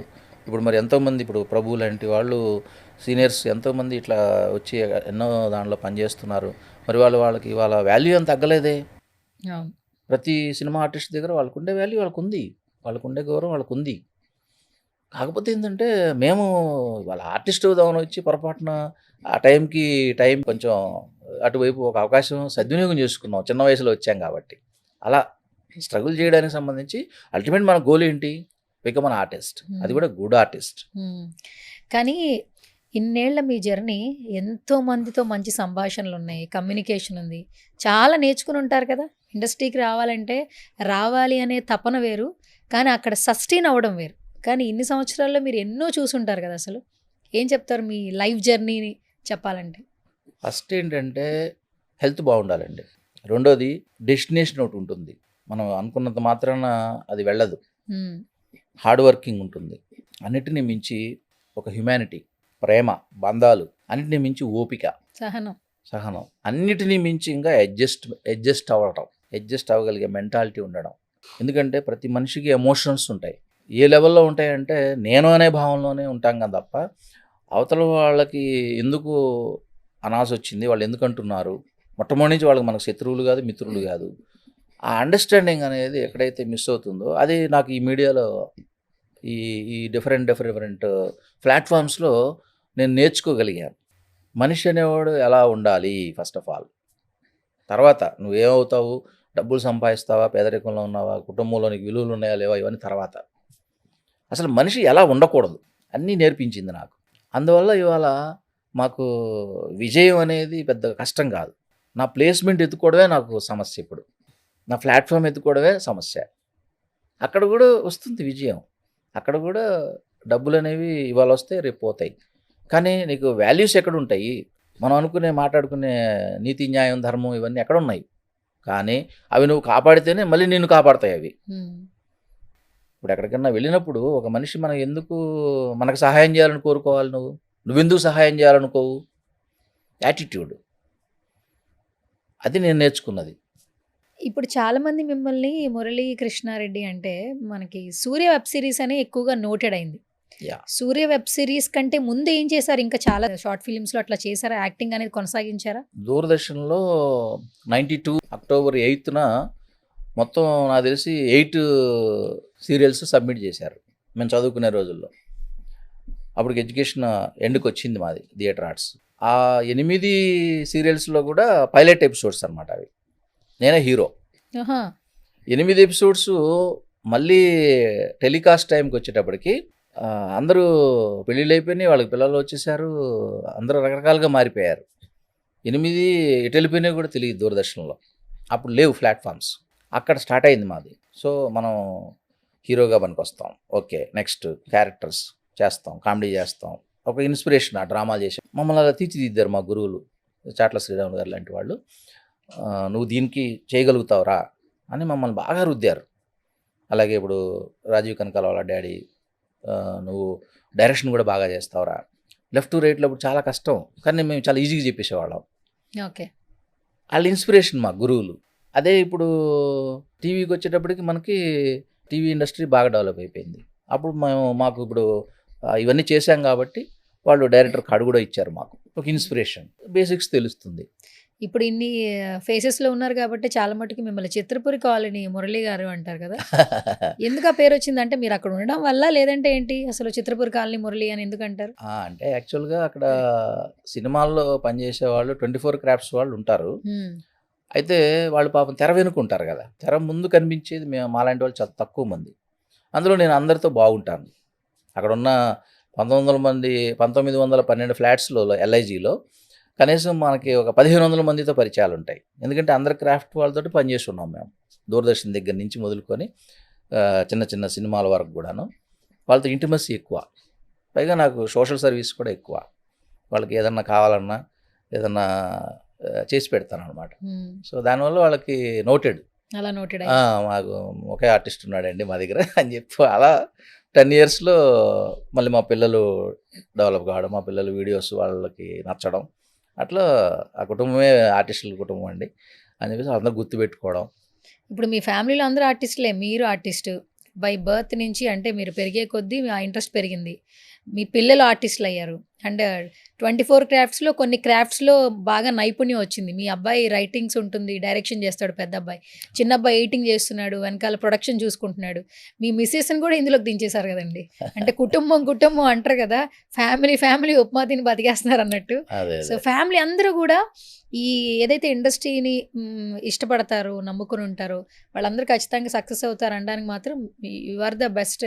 మీ ఫ్యామిలీ బెస్ట్ ఎగ్జాంపుల్ యాక్చువల్లీ. అంటే అది అంత తేలిగ్గా ఏమి రాలేదు. మా మిస్సెస్కి పెళ్ళికి ముందు పెళ్ళి తర్వాత కూడా ఆమెకి ఇంట్రెస్ట్ ఉండింది. ఆ ఇన్స్పిరేషన్ వల్ల ఏంటంటే మళ్ళీ పిల్లలు గమనించారు, ఇది మళ్ళీ మనం మమ్మీని కూడా ఎంకరేజ్ చేద్దాము, డాడీ మమ్మీకి ఒక ఛానల్ పెట్టేస్తే అయిపోతుంది కదా అని చెప్పేసి మా పెద్దోడికి ఇచ్చేది. అచ్చా, ఎన్ని సంవత్సరాల ముందు సార్ ఇది? అంటే మీ ఇద్దరు కలిపి వీడియోస్ చేయాలి అనేది ఎప్పటి థాట్ మీ అబ్బాయిది? అంతా కలిపి 1-2 ఇయర్స్ ప్లానింగ్ అయ్యేది. అంతేనా? అంతకు ముందు వరకు పాపం ఆమె పక్కా హౌస్ వైఫ్. ఇంట్రెస్ట్ ఉంది కానీ ధైర్యం లేదు. ఈ స్ట్రగ్లింగ్స్ అన్ని చూస్తున్నారు కదా, అమ్మో యాక్టింగ్ అంటే ఇంత కష్టమా, మనకు వదిలేరా బాబు, మీకు వండి పెడితే చాలే బాబు, మిమ్మల్ని చూసుకుంటే చాలే అని పాపం సెటిల్ అయిపోయింది ఆవిడ. ఆ టైంలో ఇప్పుడు మళ్ళీ వీటి కోసమే ఆమెను తీసుకురావాల్సి వచ్చింది. ఇంతకుముందు మీ వీడియోస్ తేజ్ వీడియోస్ అని చెప్పి ఉండేవి, అంటే మన బిఫోర్ చూస్తే ఇన్ఫినిటమ్తో కొలాబరేట్ అయి ఉండేది. అప్పుడు అక్కడ వర్క్ చేశారా మీరు? ఓన్గా ఇదే రైటింగ్స్ కానీ ఇవన్నీ కూడా సేమ్ ఇప్పుడు చేసినట్టు అక్కడ కూడా చేసేవాళ్ళ? ఓన్లీ ఆర్టిస్ట్ గానే వెళ్ళి పర్ఫామ్ చేసేవాళ్ళ? ఓన్లీ ఆర్టిస్ట్ గానే, అది కూడా మా తేజ్ ఇండియా దాంట్లో చేసేవాళ్ళం. ఆ చేస్తున్నప్పుడు ఈ షణ్ముఖ్ జస్వంత్ వాళ్ళది ఇంకో ఛానల్ ఉంది ఆయన పేరు మీద. అప్పుడు సుబ్రహ్మణ్యం గారని ఆయన నాకు రకంగా అంతకుముందు ఏం చేశానో తర్వాత ఏం చేస్తున్నానో వదిలిపెట్టేస్తే ఆయన రాసిన దాంట్లో అచ్చం వాళ్ళ ఫాదర్ లాగానే ఉన్నానని నన్ను సెలెక్ట్ చేశారట సూర్య వెబ్ సిరీస్లో. సూర్య వెబ్ సిరీస్లో ఆయన చాలా ఇష్టంతో కష్టంతో చాలా క్యూట్గా దాన్ని మామూలుగా తీసుకెళ్ళిపోయాడు. ఇప్పటికీ ఒకటే అంటాడు, అది మీ టాలెంటేనండి, నాదేం లేదండి అంటాడు. పాపం ఆయన సంస్కారం అది. డైరెక్టర్ నిజంగా డెఫినెట్గా నేను అనుకోవడం ఈ పాటికే ఆయన మంచి స్థితిలోకి రావాలి. డెఫినెట్గా వస్తాడు ఆయన. నేను పెద్దవాడినో చిన్నవాడినో తెలియదు కానీ నేనైతే దీవిస్తున్నాను ఆయన్ని. ఎందుకంటే సాఫ్ట్వేర్ సిరీస్ కావచ్చు, దాని తర్వాత సూర్య వెబ్ సిరీస్ కావచ్చు, జనాలు బాగా అలవాటు పడ్డారు. ఎవరు అతను, చాలా చిన్న వయసు, ఇంత బాగా డైరెక్ట్ చేస్తున్నాడు, ప్రతిదీ చాలా మెచ్యూర్డ్గా ఆలోచిస్తున్నాడు అని చెప్పి అన్నారు. అతను సినిమా చేస్తారని అనుకుంటూ ఉన్నారు, బట్ ఎందుకో గ్యాప్ వచ్చింది. ఇప్పుడు డిజిటల్ మీడియా చాలా వరకు ప్లాట్ఫామ్స్ క్రియేట్ చేసుకుంది. అంటే ప్రతి ఒక్కరు టాలెంట్ ఉన్న వాళ్ళు ఇన్స్టాగ్రామ్ వేదికగా, యూట్యూబ్ వేదికగా, ఫేస్బుక్ వేదికగా వాళ్ళ యొక్క టాలెంట్ని ప్రూవ్ చేసుకుంటున్నారు. బట్ ఇన్ఫినిటమ్కి ఒక బ్రాండ్ అయితే వచ్చిందంటే కొన్ని సిరీస్ వల్ల అయితే మాత్రం ఈ డైరెక్టర్ కీ రోల్ ప్లే చేశారు యాక్చువల్లీ. అవును, అట్లా ఇన్ఫినిటంలో నాకు మంచి బ్రేక్ వచ్చింది సూర్య అయినా కూడా. అంతకు ముందే దానికి సంబంధించి షార్ట్ స్టోరీస్ చేస్తూ ఉండేవాళ్ళం, షార్ట్ ఫిలిమ్స్. చెప్పాను కదా, నేను రాజేంద్ర ప్రసాద్ తర్వాత నెక్స్ట్ కామెడీ హీరో మనం కావాలని వచ్చేవాళ్ళం కదా, అది అట్లాగే ఉండిపోయింది. అది మా ఆవిడ గమనించి, డాడీ అంత ఈజీ ఏం కాదు అది, నేను రాస్తాను, నేను చేయిస్తాను, నువ్వు చెయ్యాలి, కష్టపడాలి నువ్వు అని చెప్పేసి వాడు రుద్దాడు బాగా. అంటే నా కొడుకని నేను చెప్పడం కాదు కానీ అతనికి తెలిసినవన్నీ నాకు మౌల్డ్ చేశాడు ఆ క్యారెక్టర్ని. సో ఇప్పుడు మీరు గమనిస్తే దానిలో చాలా కామెడీ వీడియోస్ ఉంటాయి, ఒక దగ్గరగా ఒక 50 నుంచి 60 ఉంటాయి. వాటిలో కనీసం నేను ఒక 20-30 వాటిల్లో మెయిన్ రోల్, హీరోలు, కామెడీ రోల్స్ నేను ఏదైతే చేయగలను అనుకున్నానో అది ఇచ్చేసాడు నాకు. తర్వాత ఇంకా వెబ్ సిరీస్లు స్టార్ట్ చేయడం, రకరకాలుగా ఈ సీరియస్ క్యారెక్టర్లు రావడం. ఇంకా సీరియస్ అనేది ఇంకా మనం ఎన్నో డ్రామాల్లో, ఎన్నో సినిమాల్లో, ఎన్నో ఇట్లా చేస్తూ ఉన్నాం కాబట్టి నాకు చాలా ఈజీ చేయడం. కామెడీయే కష్టం. ఇప్పుడు తేజ్ ఇండియా ఒరిజినల్స్ అనే ఛానల్ పెట్టారు, హలో అంకుల్ అని కూడా ఉంది. ఆల్మోస్ట్ 2 ఛానల్స్ కూడా 1 మిలియన్ దాటింది. అవును, అంటే 10 లక్షల పైనే ఉన్నారు సబ్స్క్రైబర్స్. 1 మిలియన్ దాటింది. నిజంగా వాళ్ళకి కంటెంట్ అంత నచ్చకపోతే సబ్స్క్రైబే చేయరు. ఈ రోజుల్లో ఒక 1 minute 10 seconds ఒక వీడియోకి కేటాయించాలంటే ఆ వీడియో వాళ్ళకి నచ్చాలి. ఎక్కువగా స్క్రోల్ చేసుకుంటూ వెళ్ళి, అంటే మైండ్ అంత ఫాస్ట్గా పనిచేస్తుంది. విడిగా ఛానల్స్ పెట్టాలి, కంటెంట్ క్రియేట్ చేయాలి, అంటే జనాలకి ఏదో ఒకటి చెప్పాలి అనే ఆలోచన ఎక్కడి నుంచి వచ్చింది మీకు? మా బాబు ఎలా అంటే ఫస్ట్ నుంచి కూడా దొరసాయి తేజ పెద్ద అబ్బాయి మెసేజ్ ఓరియంటెడ్గా తీసుకునేవాడు ఏ వీడియోస్ కూడాను. నేను అదే చెప్తుండేవాడు, నాన్న మేము డ్రామా చేసేటప్పుడు పర్పస్ ఉండేది, టీవీ చేసేటప్పుడు ఎంటర్టైన్మెంట్ అనేది ఉండేది, మరి ఇప్పుడు మీకు కూడా ఒకటి ఉండాలి, ఒక గోల్ ఉండాలి అనేది. తెలుసో తెలియకో ఏదో మాట్లాడుతూ ఉంటాం కదా వెనకాల బాగా, ఇప్పుడు ఏదో ఒకటి స్టీరియోఫోనిక్ లాగా. అది వాడు రూటే వేరు. నేనుగానే ఎదగాలనుకునేవాడు. ఎదగాలనుకున్నప్పుడే ఆ సబ్జెక్ట్ తీసుకునేవాడు, ఆ మెసేజ్ ఓరియంటెడ్ తీసుకునేవాడు. ఆటోమేటిక్గా మంచి వాటికి పుంకాలుగా వచ్చేస్తూ ఉంటుంది అది, ఆ క్రియేటివిటీ అనేది. ఏదైనా ది బెస్ట్ చేయాలి, డిఫరెంట్గా చేయాలి. మనకి ఇప్పుడు ఇవాళ ఇది ప్లాట్ఫామ్ అవ్వచ్చు, రేపొద్దున ఏదన్నా మంచి సినిమా చేయాలి అనుకున్నాం. ఇప్పుడు మనం పెద్దవాళ్ళ గురించి మాట్లాడుకుంటూ ఉంటాం, విశ్వనాథ్ గారని, ఎస్వి కృష్ణారెడ్డి గారని, యు సత్యనారాయణ గారిని అట్లా ఆ రేంజ్లోకి వెళ్ళాలి అంటే మనం ఎంత డిఫరెంట్ కాన్సెప్ట్ చేయాలనేది ఆ టార్గెట్. దానిలో నుంచే తీసుకుంటాడు ఇవన్నీ కూడా. ప్రతి వీడియోలో మెసేజ్ ఉంటుంది మీకు, ఏదో ఒకటి సమాజానికి ఉపయోగపడేదే ఉంటుంది. అది మొట్టమొదటి నుంచి కసే. అండ్ స్క్రిప్ట్ తనే రాస్తాడు కదా మీ పెద్ద అబ్బాయి, తేజానే స్క్రిప్ట్ రాస్తాడు, తనే అన్నీ చూసుకుంటాడు. తను ఎప్పుడు యాక్ట్ చేస్తూ డైరెక్ట్ చేస్తాడు. సో రిటర్న్ అనేది పక్కాగా స్క్రీన్ ప్లే సహా రెడీ అయిన తర్వాతనే సెట్కి వెళ్తారు. ఎందుకంటే ఇది మనకు బడ్జెట్లు ఉండవు, అవును, కరెక్ట్ ప్లాన్ చేయాలి, మీరే లొకేషన్స్ ఓను. అన్నీ చేసుకోవాలి. అందువల్ల ఏంటంటే తను చాలా ఫాస్ట్గా క్యాలిక్యులేట్ చేసి ప్లాన్ చేస్తాడు, ఓకే. అందరినీ నడిపిస్తాడు, మళ్ళీ తయారు చేస్తాడు కూడా. కొంతమంది డైరెక్టర్లను తయారు చేశాడు. ఇప్పుడు హలో అంకుల్కి విష్ణువర్ధన్ అని మన్నే విష్ణువర్ధన్ అని ఒక అబ్బాయి. ఆ అబ్బాయిని ఎలా తయారు చేశాడంటే అవుట్లైన్ చెప్తాడు, ఇట్లా ఇట్లా తీసుకోవాలి, ఈ దీంట్లో వెళ్ళు, కాంటెంపరీ ఇది నడుస్తుంది అని ఇన్సిడెంట్స్ సహా కంటోపాఠంగా చెప్పేస్తాడు ఆడికి. ఆడు రెడీ అయిపోతాడు. ఆడు ఏదైతే చెప్తాడో దొరసాయి తేజ, ఈ విష్ణువర్ధన్ అనే అతను ఇమ్మీడియట్గా అందుకుంటాడు స్క్రీన్ ప్లే. రెడీ చేసేస్తాడు. ఒక 10-15 ఎపిసోడ్స్ 10-15 ఎపిసోడ్సా రెడీ అయిపోతాయి. 10 నిమిషాలు ఉండొచ్చు, 12 నిమిషాలు ఉండొచ్చు, 1 మినిట్ ఉండొచ్చు. కేటగిరీ చేసేస్తాం. 1 నిమిషం, 3 నిమిషాలు, 16 నిమిషాలు, 20 మినిట్స్, అట్లా లాంగ్ వీడియోస్. అట్లా ఆ కాన్సెప్ట్కి మనం బిగిన్ చేస్తే మిడిల్ ఎండ్ అంటూ చూసుకొని నీట్గా తీసుకెళ్తారు. విత్ కామెడీ మిస్ కానియర్, ఓకే. అది మెయింటైన్ చేసుకుంటారు. అట్లా ఇప్పుడు చిన్నోడు కెమెరా, వాడు ఎంత క్యూట్ అంటే 10th క్లాస్లో నలుగురిలో ఫెయిల్ అయ్యేవాళ్ళు వీడు లాస్ట్ ఉన్నాడు అని చెప్పింది వాళ్ళ మేడం. ఆమె దండం పెట్టేసా, అమ్మ నేను ఎవరికి ఏం ద్రోహం చేయలేదు, మా పిల్లవాడు ఇలా అయిపోయాడని ఏడ్చేసాను. 1 monthలో తయారు చేసింది దాన్ని. ఫోన్ చేసి మీ వాడు క్లాస్ ఫస్ట్ ఇచ్చాడని చెప్పింది. పట్టుదల. అప్పుడు అండర్ ఎస్టిమేట్ చేయకూడదు పిల్లల్ని, పెద్దవాడిని చిన్నవాడిని. వాడు అప్పటికి ఇప్పటికి బాధపడుతుంటాడు, నువ్వు పెద్ద కొడుకుని ఎంకరేజ్ చేస్తావు, నన్ను ఎంకరేజ్ చేయవు. అప్పటి నుంచి వాడి మీద ఎక్స్పెక్టేషన్స్ లేకుండా పెరిగాడు వాడు. కంప్యూటర్స్ సంబంధించి ఇంటర్మీడియట్లో జాయిన్ అయ్యాడు. నేను చదవను అన్నవాడు. వాడికి ఫుడ్ మేనేజ్మెంట్ ఇష్టం, హోటల్ మేనేజ్మెంట్కి వెళ్తానంటాడు. అరే ఇప్పుడు ఈ వయసు కాదురా బాబు అని చెప్పేసి కన్విన్స్ చేయాలనేటప్పుడు నా తలపడం తొక్కొచ్చింది. అప్పుడు కంప్యూటర్ సైన్స్కి సంబంధించి కొత్త కోర్స్ పెట్టారు గవర్నమెంట్ కాలేజీలో, మా కాజాగూడలో.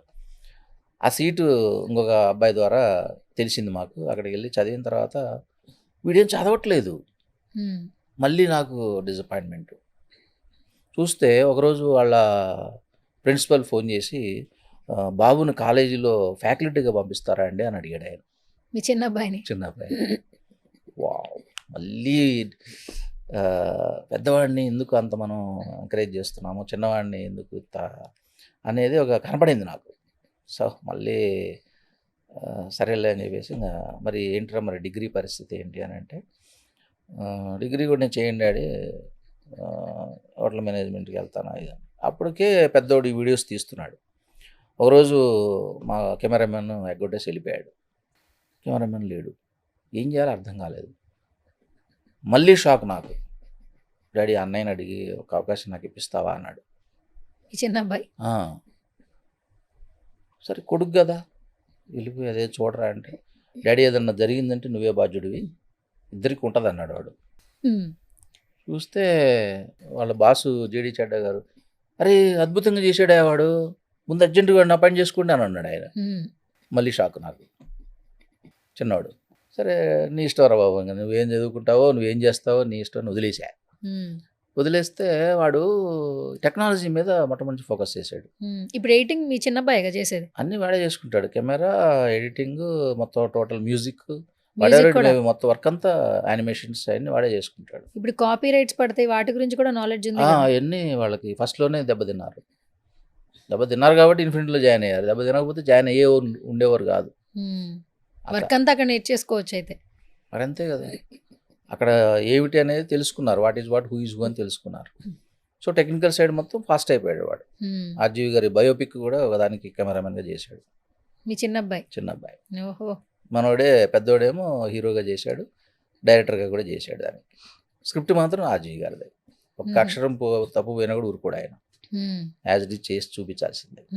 అది 3 భాగాలు అనుకున్నారు, ఒక భాగం అయింది, ఇంకో 2 భాగాలు మరి ఆయన ఎప్పుడు మళ్ళీ రమ్మంటే అప్పుడు వెళ్ళాల్సి వస్తుంది. ఓకే, గ్యాప్ ఇచ్చారు, ఆయన మళ్ళీ ఇంట్రెస్ట్ రావాలి.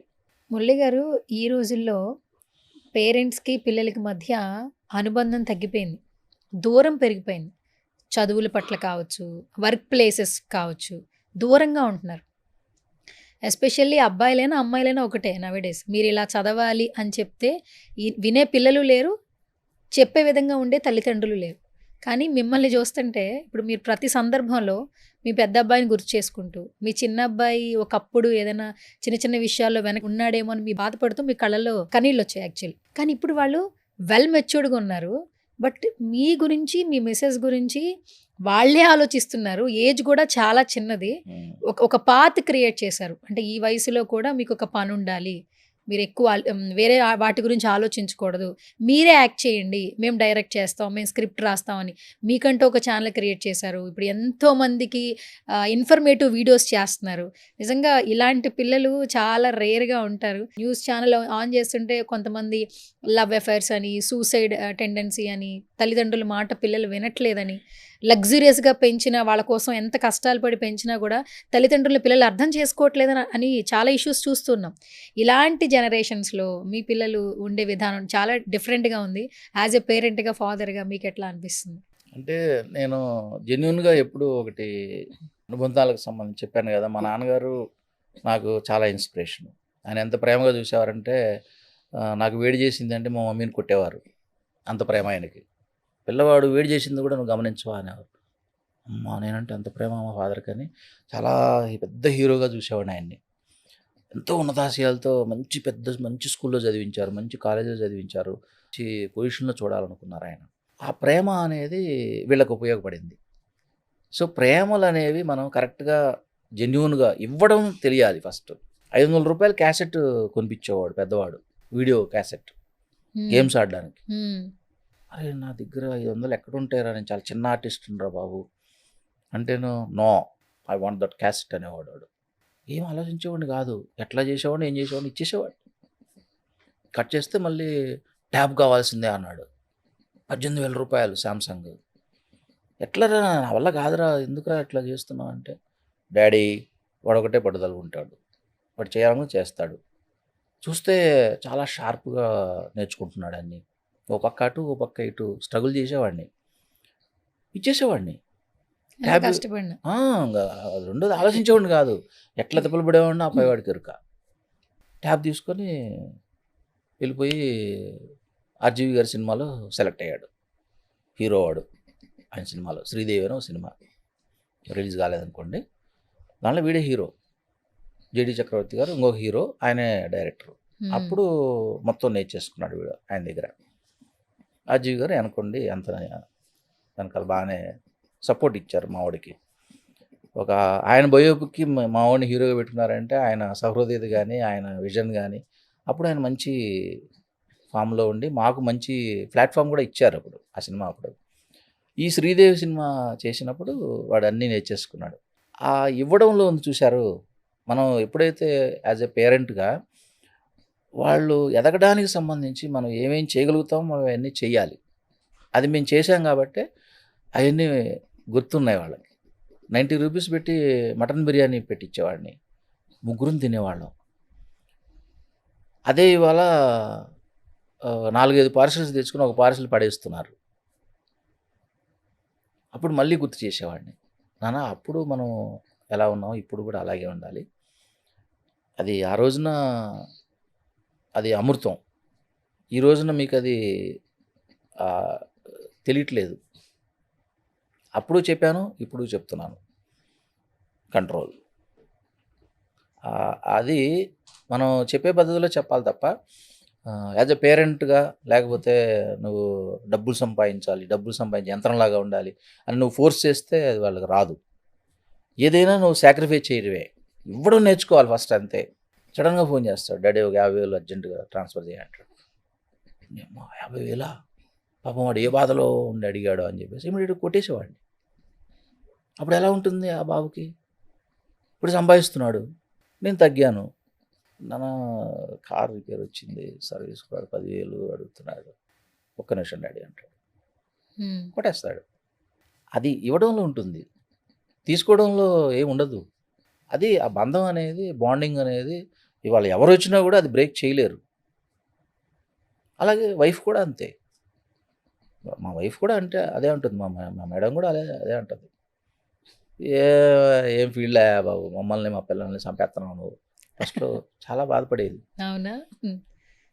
ఇక చుట్టపక్కలు ఇంకా హీనంగా మాట్లాడతారు కదా, అదే మళ్ళీ ఇవాళ మాకు ఇన్విటేషన్ ఇస్తారు ఫస్ట్, ఎందుకంటే మీరు వస్తేనే బాగుంటుంది సార్ ఫంక్షన్ అని చెప్పి. అచీవ్మెంట్స్ బయటికి వెళ్తుంటే చాలా మంది గుర్తుపడుతున్నారు కదా, అసలు ఫ్యామిలీ చెప్పాను ఫ్యామిలీ కదా, అందరూ రీల్స్. అసలు మా మిసెస్ని అయితే ఎయిర్పోర్ట్లో కూడా ఫోటోలు తీసుకున్నారు ఆవిడతోటి. ఒక పక్క సంతోషం, ఒక పక్క ఇది మళ్ళీ నిలబెట్టుకోవాలంటే ఎంత కష్టపడాలో అని ఒక భయం. లక్కీగా ఏంటంటే ఇప్పుడు మా తోడలుడు కూడా ఒక సినిమా చేశాడు, మిస్టీరియస్ అని. ఆయన కూడా టీవీ డైరెక్టర్ ఫస్ట్, తర్వాత ఇప్పుడు సినిమా చేశాడు. మహిపాల్ మహిపాల్ రెడ్డి. వాళ్ళ తమ్ముడు కూడా కెమెరామెన్. అతని ద్వారా నేను వచ్చాను అనమాట ఆ ఫ్యామిలీలోకి. అట్లా మా మిస్సెస్ వాళ్ళ మిస్సెస్ అక్కడ వెళ్ళాడు. Okay okay. సో అది కూడా కొంత మాకు వాతావరణం. మీరు ఎక్కువగా కాన్సెప్ట్ వీడియోలు చేస్తుంటారు. ఉమ్, ఇప్పుడు పబ్లిక్ అందరికీ ఇన్వెస్ట్మెంట్ అనేది చాలా ఇంపార్టెంట్ థింగ్ యాక్చువల్లీ. దాని మీద ఎవరు కేర్ చేయట్లా, అంటే లైఫ్ స్టైల్ని డిజైన్ చేసుకోవట్లా.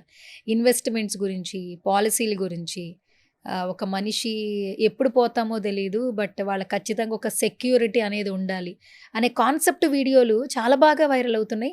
ఎంతోమంది లైక్ చేస్తున్నారు. కమెంట్లు చదువుతారా మీరు?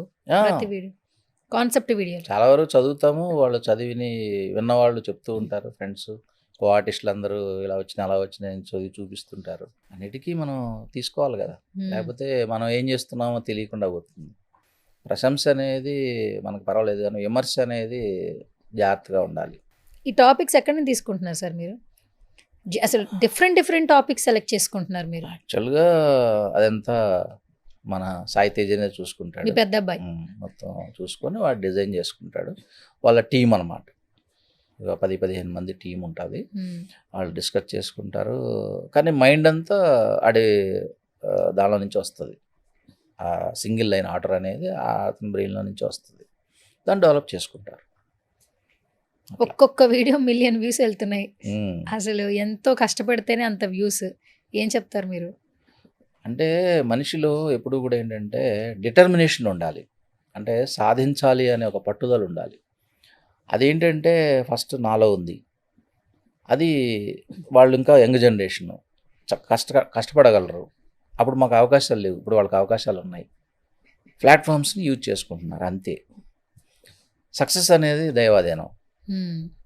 ఇక క్రియేటివిటీ అనేది మరి మనకి యాక్చువల్గా అదే పెట్టుబడి. ఎవరికైనా సరే, ఎవరు వారసులైనా సరే ఎంతకాలం వారసత్వం ఉంటుంది? అక్కడ మనం అపోహపడతాం, ఆ కులం వాళ్ళు ఉన్నారు, ఈ కులం వాళ్ళు ఉన్నారు, ఆ కులం అవడం వల్లనే వీళ్ళు పైకి వచ్చారు, ఆయన కొడుకు అవడం వల్లే వచ్చారు. అవన్నీ కాదు. నీ దగ్గర విషయం ఏముంది? మనిషి జీవితాన్ని మించి ఏది పోదు కదా. మరి అది ఏం చదివావు నువ్వు? జీవితాన్ని ఏం చదివావు? ఆ దాంట్లోనే నువ్వు ఎదగాలి. అదే ఇన్స్పిరేషన్ వాళ్ళకి.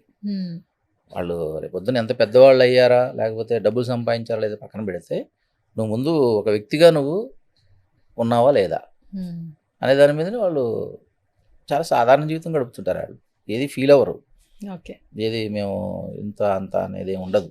They are doing their jobs. లక్కీగా ఏంటంటే టీనేజ్లో ఉన్నారు, అన్ని అనుభూతులు వాళ్ళకి వస్తూ ఉంటాయి. సో అయితే ఇప్పుడు యూట్యూబ్ చాలా వరకు గైడ్ లైన్స్ మారిపోయినాయి. అంటే రెవెన్యూ అనేది అంత జనరేట్ అవ్వట్లేదు. అవును. ఇప్పుడు ఎంత మిలియన్ వ్యూస్ వచ్చినా కూడా మీకు వీటి మీద ఎంత రెవెన్యూ జనరేట్ అవుతుంది? యాక్చువల్లీ 2 pages కావచ్చు, మీ మెయింటెనెన్స్, మీరే ఓన్ ప్రొడక్షన్, యాక్చువల్లీ ఆర్టిస్టులు మీరే తెచ్చుకుంటున్నారు, మీ ఇంట్లోనే షూట్ చేస్తున్నారు బయట ప్లేస్కి వెళ్లకుండా, స్క్రిప్ట్ మీ అబ్బాయి రాస్తున్నాడు, ఎడిటింగ్ మీ చిన్న అబ్బాయి చేస్తున్నాడు. అసలు రెవెన్యూ ఎలా జనరేట్ అవుతుందండి?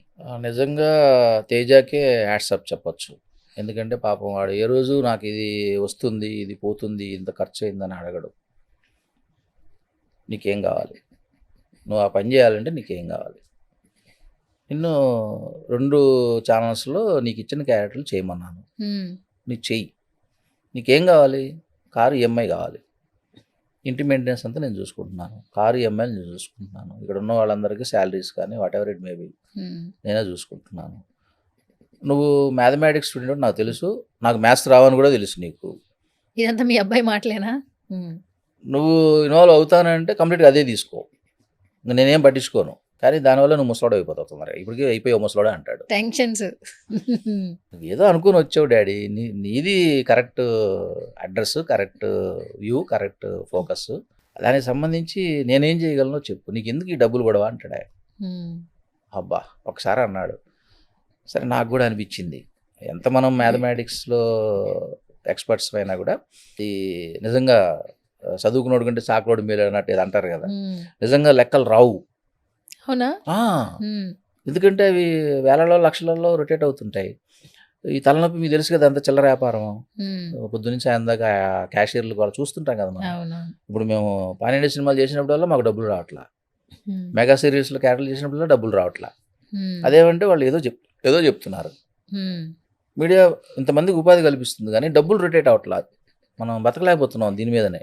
అవన్నీ చూసిన తర్వాత కూడా మళ్ళీ నేను వెళ్ళి లెక్కలు ఏమడగాలి, అందువల్ల ఇప్పటివరకు అయితే నేను పట్టించుకోవట్లేదు. ఆయన వాడు ఏదో ఒక రోజున నేను రిటైర్మెంట్ దగ్గరికి డెఫినెట్గా అప్పచెప్తారు మనకి. అప్పుడు ఎలాగో మనం ఒళ్ళు తీరు పెట్టుకుని పని చేయాల్సి వస్తుంది. ఫర్ ఎగ్జాంపుల్ ఇప్పుడు ఇవన్నీ అంటే చిన్న చిన్న బడ్జెట్లు, రేపు ఏదైనా ఓటీటీ సినిమా వస్తే ఇప్పుడు ఆల్మోస్ట్ మీకు అసలు ఒక వర్క్ అనాలిసిస్ అలవాటు అయిపోయింది. మీదే ప్రొడక్షన్ హౌస్ అంటే మనం కష్టపడాలి అనే ఒక ఆలోచనలో మీరు ఆల్మోస్ట్ 24 క్రాఫ్ట్స్ టచ్ చేసేసారు. మీరే ప్రొడ్యూసర్స్, మీరే రైటర్స్, మీరే డైరెక్టర్స్, మీరే లైట్ అంతా, ఇంకా ఆర్టిస్టులను తెచ్చుకోవడం, మాట్లాడుకోవడం, వీడియో అప్లోడ్ అవ్వడం, అంటే యూట్యూబ్ అనే ఒక ప్లాట్ఫామ్ని చాలా బాగా యూటిలైజ్ చేసుకున్నారు యాక్చువల్లీ. అండ్ ఈ ప్లాట్ఫామ్ ద్వారా ఎంతో మందికి కూడా ఇప్పుడు నోన్ ఫేసెస్ అయిపోతున్నారు, కంటెంట్ బాగా కనెక్ట్ అవుతుంది మీ ఛానల్స్ నుంచి. సో ఇప్పుడు ఈ 2 ఛానల్స్ వర్క్ అయితే అవుతున్నాయి బయట చాలా మట్టుకి. అందరూ ఎస్పెషల్లీ తోడి కోడలికి సంబంధించిన రీల్స్ ఉన్నాయి కదా, చాలా మంది ఫీమేల్స్ చూస్తున్నారు. వాళ్ళ సంభాషణలు ఇంట్లో రెగ్యులర్గా ఉండే విధానం, ఎందుకంటే అవి ఎక్కువసేపు చేస్తే ఎవరు చూడట్లేదు. 1 మినిట్ సెల్ ఫోన్స్లో 1 మినిట్ నుంచి 3 మినిట్స్ కూడా కొన్ని చేసి చూసాం, కొన్ని 15 మినిట్స్ కూడా చేసి చూసాం. రెస్పాన్స్ 1 మినిట్కే బాగా వస్తుంది మిగతా వాటికంటే. కానీ రీల్కి అంత ఇన్కమ్ జనరేట్ అవ్వదు కదా. ఇన్కమ్ జనరేట్ అవ్వదు కానీ పోను అవి మళ్ళీ వెబ్ సిరీస్ కిందనే మారుతాయి కదా. కరెక్ట్. ఒక్కొక్క సబ్జెక్ట్ని, ఒక్కొక్క కంటెంట్ని వీడియోస్ కింద చేసుకోవచ్చు, కానీ చాలా జనరంజకంగా తీయగలిగి ఉండాలి. దానిలో మళ్ళీ ఎక్కడ పట్టు పడిపోకూడదు. దానికి సంబంధించి మా పిల్లలు కమ్యూనికేషన్ చదువుకున్నా కూడా, ఇప్పుడు మేము థియేటర్ ఆర్ట్స్ చదువుకున్నా కూడా శాస్త్ర పరిజ్ఞానం అనేది కొంత పనిచేస్తుంది, థియరీ పనిచేస్తుంది. ఇంకా ప్రాక్టికల్ అంటే పొద్దున్న లేచిన దగ్గర నుంచి వాళ్ళు 3వ ఏట నుంచే మొదలు పెట్టారు ఇవన్నీ కూడా. డబ్బింగ్ చెప్పడం దగ్గర నుంచి మొదలుకొని యాక్టింగ్ చేయడం మొదలుపెట్టి 8th క్లాస్కి వచ్చేటప్పుడు వాళ్ళు యూట్యూబ్ పెట్టేసుకున్నారు. లాంగ్ ప్రాసెస్ కదా వాళ్ళు. ఇప్పుడు ఆల్మోస్ట్ వాళ్ళు ఏదైనా చేయగలిగే శక్తి. ఆర్జీవి గారి బయోపికే తీయగలిగారు వాళ్ళు ఇచ్చిన బడ్జెట్లోనే, ఇంకా చాలా తక్కువ డేస్లో తీశారు వాళ్ళు.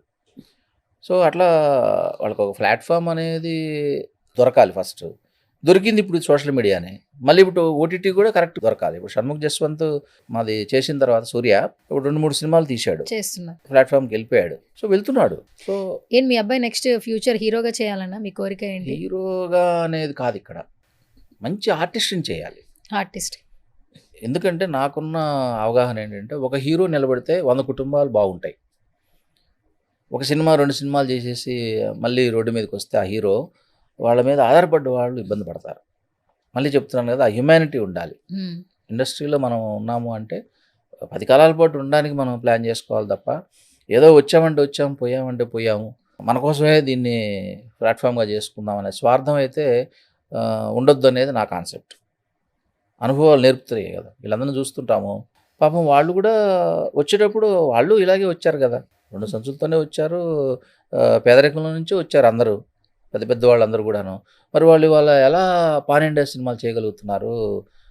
1000, 2000, 3000, 4000 crores పెట్టి సినిమాలు చేస్తున్నారు. ఇప్పుడు ప్రభాస్ గారినే తీసుకుంటే, మన తెలుగువాడు గర్వించదగ్గ హీరో 700 కోట్లు రెమ్యునరేషన్ తీసుకుంటున్నాడు. ఆయన ఎలా తీసుకుంటున్నాడు? వెనకాల ఉంటుంది కదా. మరి అది నేను మొదలు పెడితేనే కదా అది. ఇవాళ చిన్నగా ఉండొచ్చు, లేదా చిన్నవి చేస్తుండొచ్చు, కానీ క్రియేటివిటీ అనేది ఎవరి సొత్తు కాదు. ఎవరైనా రావచ్చు, ఎవరైనా చేయొచ్చు.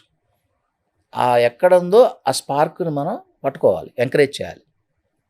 అది మా పిల్లలనే కాదు, ఇంకా బయట నుంచి వచ్చిన వాళ్ళు ఎంతోమందిని నేను ఎంకరేజ్ చేస్తుంటాను. వాళ్ళ కోసం ఒక వాట్సాప్ గ్రూప్ మెయింటైన్ చేస్తుంటాను. పిల్లల్ని అయితే ఇంకా ఎక్కువ శ్రద్ధగా తీసుకుంటాను. వాళ్ళ చేత డబ్బింగ్లు చెప్పిస్తాను. సినిమాలు మొత్తం నేనే చూసుకుంటున్నాను ఇప్పుడు చిన్నపిల్లలవి. అట్లాగే ఒక బాధ్యత, మళ్ళీ సినిమా ఇండస్ట్రీ మీద ఆధారపడుతున్న వాళ్ళ పిల్లలకి ఎంకరేజ్మెంట్ ఇస్తుంటాను. వేడినీళ్ళకి చన్నీళ్ళు అన్నట్టు తృణో పనో ఇస్తారు వాళ్ళు ప్రొడ్యూసర్స్. మనం వాళ్ళకి అందేటట్టు చూడడం బాధ్యతగా. ఒక భయం ఉండాలి, అరే పలానా ఆయన పంపించాడు, డబ్బులు ఇవ్వకపోతే ఊరుకోడు అనేది కూడా ఉండాలి. రీసెంట్గా నేను ఒకటి చూశాను, ఒక పోస్ట్. ఈ ఐబొమ్మ రవి వచ్చినప్పుడు మన సాయి తేజ ఒక స్టోరీ చేయబోతున్నాడు, సినిమా తీయబోతున్నాడు, షార్ట్ ఫిలిం తీయబోతున్నాడు అని అసలు ఒక మీమ్స్ అయితే వేసేసారు ఒక రేంజ్లో. అసలు ఏంటి అది, ఎలా వచ్చింది? అంటే అది అరెస్ట్ జరుగుతున్నప్పుడు కంటే ముందే తను ఏదో ఇట్లాంటిది ఏదో రాసుకుంటున్నప్పుడు ఇది వచ్చేసింది. సో మనం ముందు అనౌన్స్ చేయకపోతే అది మళ్ళీ లేట్ అయిపోతుందేమో అని చెప్పేసి ఇప్పుడు almost all going to be shoot అనమాట. చేస్తున్నాడా? రెడీ అవుతుంది, స్క్రిప్ట్ అయిపోయింది నాకు తెలిసి. చెప్తున్నాడు కదా, ఎవ్రీథింగ్ ఈజ్ సీక్రెట్, ఎవరికి ఏమీ చెప్పడు వాడు. తన పని ఏందో తనేంటో, టైం అనేది చాలా వాల్యుబుల్ వాడికి. అవునా? అసలు కష్టమవుతుంది. అసలు బయటికి వెళ్ళి ఏమైనా ఎంజాయ్ చేస్తాడా, తిరుగుతాడా, బయట ఏమైనా మాట్లాడతాడా? ఎక్కడ ఉంది టైం, ఎక్కడ ఉంది? మొత్తం వర్కే, మీటింగ్స్ అని, డిస్కషన్స్ అని. ఒక జిమ్కే వెళ్తాడు అంతే. ఆ జిమ్కి వెళ్ళినప్పుడు ఆ 1-2 hours ఏదో ఉంటాడు సరదాగా. ఇంకా టైం అంతా తన చేతుల్లో కూడా ఉండదు. Everything is going on. దానికి తోడు మళ్ళీ ఇప్పుడు ప్రముఖ డబ్బింగ్ ఆర్టిస్ట్ కూడా మావాడు. ఎవరికి చెప్తున్నాడు డబ్బింగ్? ఇప్పుడు అసలు నెట్ఫ్లిక్స్, ప్రైమ్ వీడియోస్ చెప్పాను కదా, గోగినేని శివరామప్రసాద్ గారు ఆయన ఆధ్వర్యంలో నీకేం చేయలేకపోయాను నేను, కనీసం మీ వాడికైనా చేస్తారని చెప్పి వాడిని ఎంకరేజ్ చేస్తున్నాడు. సో దానివల్ల వాడు ఇప్పుడు ఖాళీ ఉండదు. పాపం దానిలో వచ్చిన డబ్బులు కూడా తీసుకొచ్చి దీనిలో పెడుతుంటాడు. అది అప్పుడప్పుడు అనిపిస్తూ ఉంటుంది, వీడు ఏంటి ఇట్లా స్ట్రగుల్ చేస్తున్నాడు అనిపిస్తుంది నాకు. కానీ తప్పదు. ఇన్ని చేస్తున్నారు, మీకు కనీసం ఒక సొంత ఇల్లన్నా ఉందా సార్? సొంత ఇల్లు అంటే మాకు చిత్రపూర్లో LIG కష్టపడి అయితే సంపాదించుకున్నాం. నలుగురం కలిసి సంపాదించుకున్నట్టే అది లెక్క. మా అత్తగారు ఒక 3 లక్షలు ఇచ్చారు, ఇంకొక 3 లక్షలు పిల్లల డబ్బులు, నా డబ్బులు, ఇంట్లో ఊర్లో ఉన్న పొలాలకు వచ్చే కౌలు డబ్బులు, అట్లా జమ చేసుకుని ఒక చిత్రపూర్లో ఒక అడ్డా అయితే సంపాదించాం. ఆ అడ్డాతోనే పిల్లలు ఎదిగారు. ఇంకా మిగతా అన్నీ ఇంకా మీకు తెలిసినవే కదా డెవలప్మెంట్స్.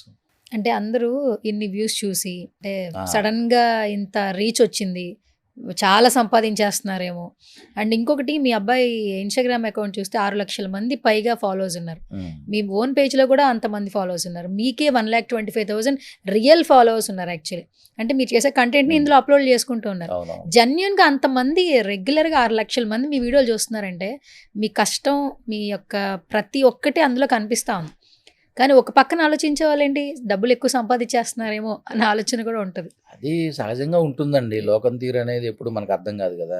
కానీ మేము ఎప్పుడు అట్లా బిల్డప్లు లేదా డాంబికాలు అవన్నీ ఏమి లేవు, మాకు తెలియదు. చిన్నప్పటి నుంచి కూడా కష్టపడడం ఒకటే మాకు తెలుసు, మా ఇంట్లో నలుగురికి కూడాను. అయితే ఏదైతే ఉంటుందో ఆ వ్యూస్, సబ్స్క్రైబర్స్ని బట్టి డబ్బులు వస్తాయి అనుకుంటామో, నేనైతే అమాయకంగా అనుకుంటాను, అబ్బా అన్ని లక్షలు వ్యూవర్స్, మరి కనీసం నాకు 1 లక్ష కూడా రావట్లేదు ఏంటి డబ్బులు అనుకుంటాను. వాళ్ళని కూడా నేను అడగను, వాళ్ళు కూడా అదే ఒక పెద్ద సముద్రం. మానిటైజేషన్ అనేది అది కంటెంట్ని బట్టి, లైక్స్ని బట్టి ఉంటుంది అంటారు. ఇంకా పాపం వాడే స్ట్రగుల్ చేస్తుంటాడు. ఎందుకంటే చెప్పాను కదా, మనం ఏదైనా ఇన్వాల్వ్ అయితే పరిపూర్ణంగా ఇన్వాల్వ్ కావాలి, లేకపోతే ఇన్వాల్వ్ కాకూడదు. ఈ ఫైనాన్షియల్ మ్యాటర్స్ కూడా అంతే. ఎందుకంటే మనకి వాళ్ళ ధైర్యాన్ని ఎంకరేజ్ చేయాలో తెలియదు. ఇప్పుడు వాళ్ళ మమ్మీకి చాలా విషయాలు తెలుస్తుంటాయి, తను సఫర్ అవుతుంటుంది. ఇవన్నీ ఏంటిది, ఎదుగు బొదుగు లేకుండా అయిపోతుంది, మంచి ఇల్లు లేదు, రేపు వాళ్ళు తొందరగా మళ్ళీ పెళ్ళిళ్ళకి వస్తున్నారు. వీళ్ళందరూ, మా మిసెస్ తెలంగాణ ఆమె, మాట్లాడితే దావత్ ఇవ్వాలంటారు. మా బంధువులందరూ ఎదురు చూస్తున్నారు, వాళ్ళందరికీ ఎలా ఇవ్వాలి ఉంటాయి కదా. అవన్నీ ఫుల్ఫిల్మెంట్స్కి దూరంగానే ఉన్నాం. ఇమేజ్ ఒకటే మనకి సరిపోదు కదా, డబ్బులు కూడా కావాలి. కాకపోతే ఏంటంటే దానికి కూడా ఒక టైం వస్తుంది. నువ్వు తొందరపడి ఒక అయ్యని నమ్ముకుంటే అతను జెన్యున్ పర్సన్స్ కాకపోవడం లేదంటే పోలీస్ స్టేషన్ చుట్టూ కోర్టు చుట్టూ తిరగాల్సి వస్తుంది. అది కూడా జరుగుతున్నాయి. అందుకని మాకు ముందు చూసి, బాబు నాయన మీ డబ్బులు వద్దు, మీరు వద్దు, అదేదో మా చేతులతోనే సంపాదించుకుని మేమే ప్రొడ్యూసర్స్గా ఎంటర్ అవుతామని చెప్పేసి నెమ్మదిగా మొదలుపెట్టాము. మరి అది ఎంతవరకు దైవాధీనం. మీరు డివోటియా, అంటే దేవుణ్ణి బాగా నమ్ముతుంటారా? నేను దేవుణ్ణి, దెయ్యాన్ని 2 నమ్మనండి. ఎందుకు నమ్మనంటే నేను సైన్స్ స్టూడెంట్ని. చెప్పాను కదా, టెలిస్కూల్లో దగ్గర నాకు తెలిసి ఒక 1000 ప్రోగ్రామ్స్ చేసి ఉంటాం సైన్స్ అవేర్నెస్కి సంబంధించి, science programs, science related health point of వ్యూలో కానీ ఏదైతేనే వాట్ ఎవర్ ఇట్ మేబీ. అందువల్ల నాకు ప్రతి దాని మీద ఒక పరిపూర్ణమైన అవగాహన ఉంది. మనం రీసెంట్గా ఒక డాక్టర్తో కూడా గొడవ పెట్టుకున్నాను. బీపీ షుగర్ పేరు చెప్పి ఒక ₹1000 మీరు ప్రతి కుటుంబంలో తీసుకొని ఇవాళ ఫార్మస్యూటికల్ బిజినెస్ చేస్తూ ఇవాళ ఎవరు అత్యంత ధనవంతులు అంటే వాళ్ళే. మీరు బీపీ షుగర్ సంబంధించి ముందు ట్రీట్మెంట్ ఇవ్వాలి కదా, దాని మీద ఎందుకు కాన్సన్ట్రేట్ చేయరు? ఇప్పుడు నేను 55 సంవత్సరాలండి, నేను ఎన్ని సంవత్సరాలు బతుకుతానండి అంటాను. ఒక 10 సంవత్సరాలు అనుకుందాం. 10 సంవత్సరాలు కూడా ఇదే దిగులుతో నన్ను చంపేస్తున్నారు మీరు. ఏది ఇష్టంగా తినేవారు, ఏది కూడా ఏంటండి ఇది అని చెప్పేసి అడిగితే ఆమె షాకు. ఎంబీబీఎస్ ఎఫ్ఆర్సిఎస్ ఫ్రమ్ లండన్ ఆవిడ. చాలా ఆలోచించింది. మీరు చాలా ఇన్ఫర్మేటివ్గా ఇస్తారండి ప్రోగ్రామ్స్, మీరు ఏం చెప్పిందో కూడా కరెక్టేనేమో అని అంది ఆవిడ.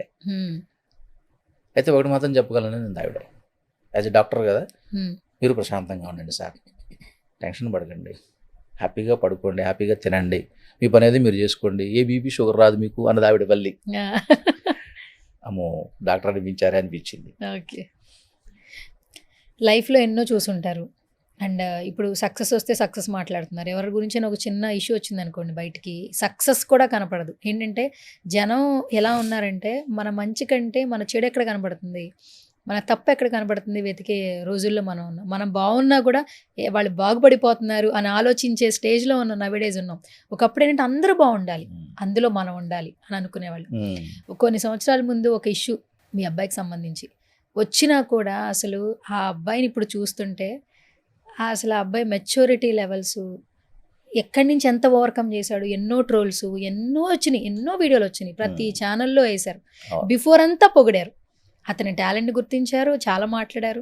బట్ ఎప్పుడైతే ఒక ఇన్సిడెంట్ బయటకు వచ్చిందో అప్పటి నుంచి రిపీటెడ్గా వేస్తూనే ఉన్నారు. అతని కెరియర్ ఏంటి, అతని కుటుంబం పరిస్థితి ఏంటి నెక్స్ట్ అనేది ఎవరు ఆలోచించాల. ఇదే సోషల్ మీడియా వేదికగా ఎంతో ట్రోల్ చేశారు.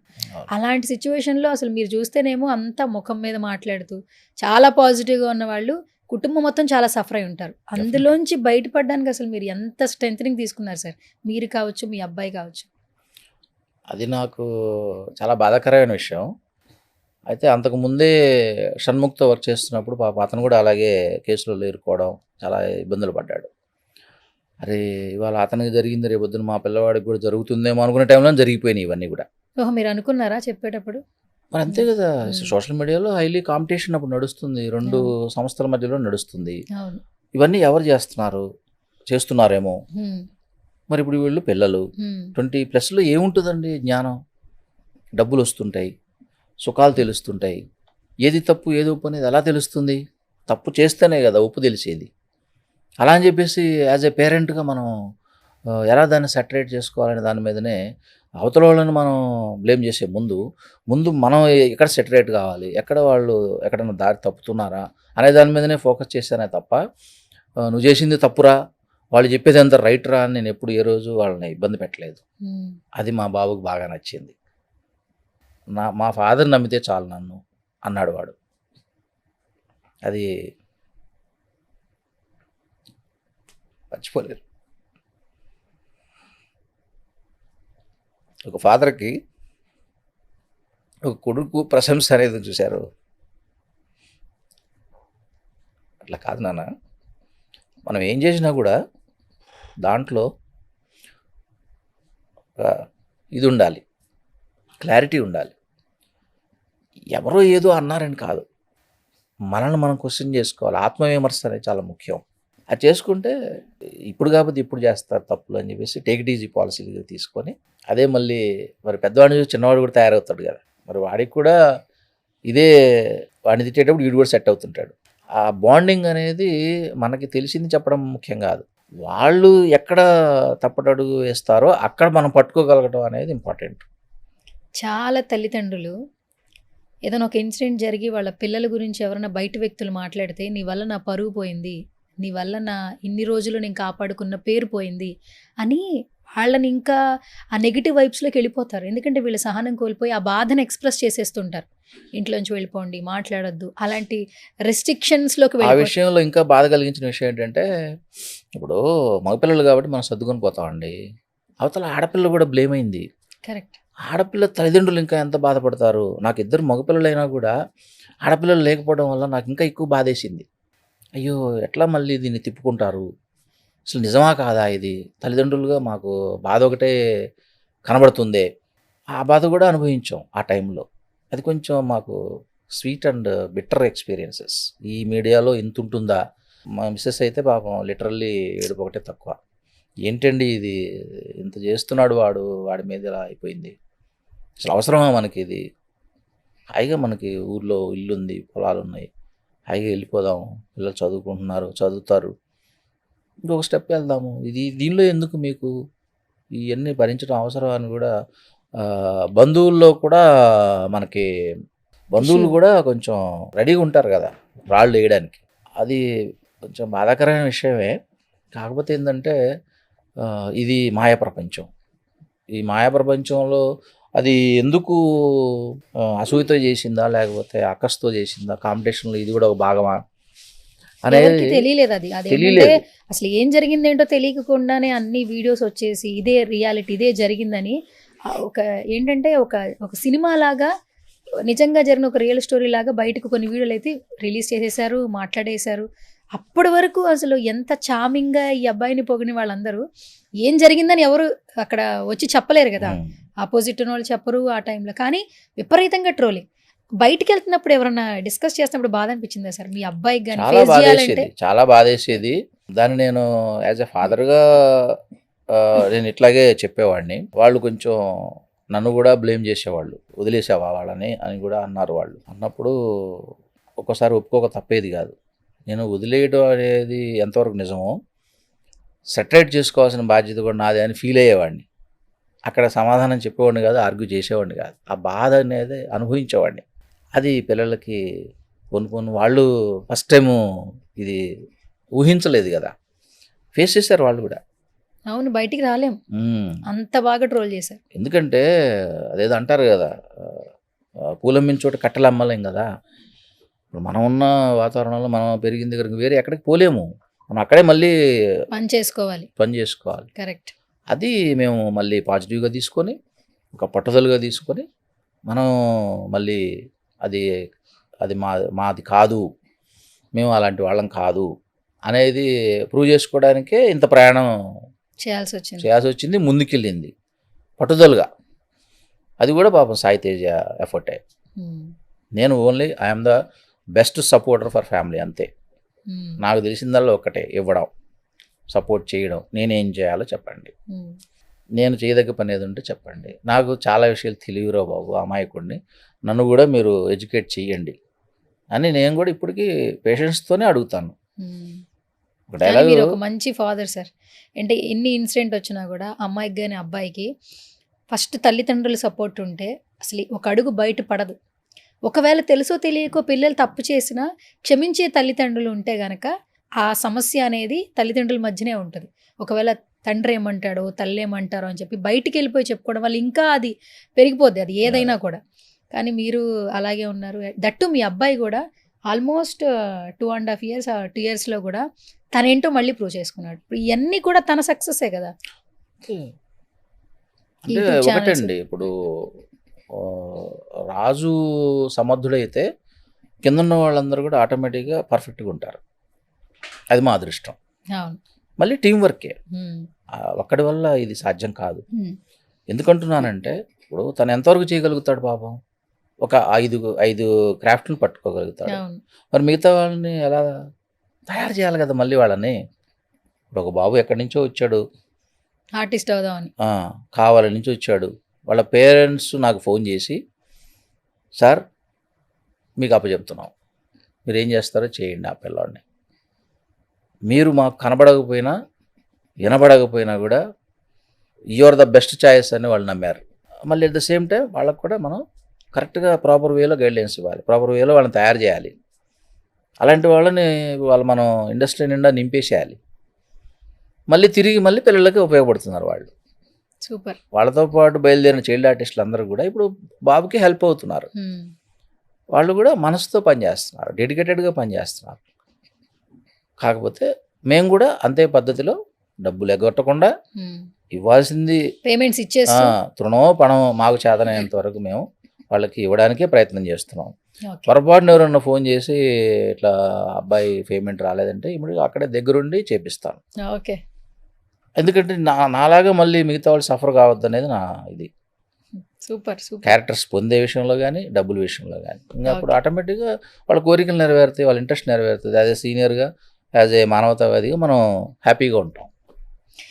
ఈ మధ్యన ప్రమోషనల్ వీడియోస్ ఒకటి కనిపిస్తున్నాయి సార్. అంటే మొన్న కార్ యాడ్ ఒకటి చేశాడు టాటా సియోరా. సో అది చాలా అసలు లుక్కే తను అసలు ఒక రేంజ్ లో ఉంది. అసలు ఆ కాస్ట్యూమ్ కావచ్చు వేరే లెవెల్లో ఉంది. ఆ ఇంట్రడక్షన్ ఫస్ట్ షార్ట్ రీల్లో ప్రమోషన్స్ అసలు ఏ విధంగా వస్తున్నాయి అసలు మీకు?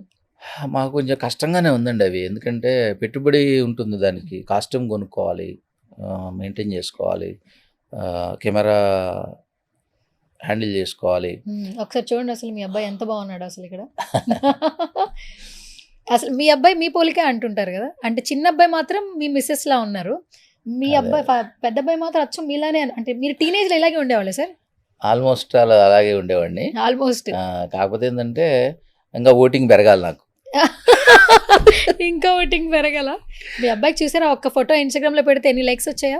అదే అంటే ఆడి పట్టుదల ఎప్పుడు ఏంటంటే నా టాలెంట్ మీద నేనే పైకి వచ్చాననే ఒకటి ఉంది లోపల. అది అలాగే ఉండాలి డాడీ, ఎవరి సపోర్టు నాకు వెనకాల ఉండకూడదు అనేది ఒకటి ఉంది కసి వాడికి. సో అది మెయింటైన్ చేస్తూ ఉంటాడు. నేను కూడా అదే మెచ్చుకుంటుంటాను. మంచిది నాన్న, నాకు కూడా అదే ఇష్టం. అలాగే మా ఫ్రెండ్స్ని కూడా అదే నేను ఎంకరేజ్ చేస్తాను. మీ టాలెంట్ మీదనే మీకు వేషం వచ్చిందిరా బాబు, నాదేం లేదని కూడా చెప్తాను. వాళ్ళు వినరు. లేదు నువ్వు చెప్పకపోతే మీ బాబు ఎట్లా ఇస్తాడు మా క్యారెక్టర్ అది ఇది అంటారు. ఊరి నాయన వాడు సెలెక్ట్ చేసాడు రా మిమ్మల్ని, నేను ఓన్లీ నెంబరు లేకపోతే పలానా అతను ఉన్నాడని చెప్తాను. థియేటర్ ఆర్టిస్టులు ఉన్నారు, పలానా క్యారెక్టర్ పాపం గణపతి కాంప్లెక్స్ దగ్గర ఇలా అవస్థలు పడుతున్నారు వాళ్ళు, వాళ్ళకి ఒక క్యారెక్టర్ ఇవ్వండి రా బాబు అని చెప్పేసి చెప్తానే తప్ప వాళ్ళు క్యారెక్టర్ ఫిట్నెస్ లేకుండా టాలెంట్ లేకుండా అసలు ఇవ్వరు వాళ్ళు. అందులో సోషల్ మీడియాలో పనికిరారు కూడా. బయట చెప్పే టాలెంట్ ఇక్కడ వాళ్ళ సిరీస్లో నడవదు. ఎందుకంటే డైలాగ్ బై హార్ట్ చేసి చెప్పాలి, డబ్బింగ్ ఉండదు, ప్రాంప్టింగ్ ఉండదు. ప్రమోషనల్ వీడియోలు చేసినా కూడా సాయితే చాలా అంటే చాలా కాన్షియస్గా చేస్తాడు. ఇప్పుడు ఈ రీల్ చూడండి అసలు ఒక రేంజ్లో ఒక స్టార్ హీరో చేస్తే ఎట్లా ఉంటుంది. ఎందుకంటే ఆ రీల్ ఐడియాలజీ మొత్తం తంది, ప్రమోషన్ మాత్రమే కాన్సెప్ట్ రైట్. కానీ ఆ కాస్ట్యూమ్ దగ్గర నుంచి ఆ కార్ డీటెయిల్స్ చెప్పడం కావచ్చు, వాటి నిజంగా నెక్స్ట్ లెవెల్లో ఉంది. చూసిన వాడు ఎవడన్నా సరే వెళ్ళి కొనాలనిపించేలా ఉంది. దానికి కారణం ఏంటంటే వాడికున్న అవగాహన ఏ విషయం పైన కూడా. అప్పుడప్పుడు మాకు వాదోపవాదాలు జరుగుతుంటాయి.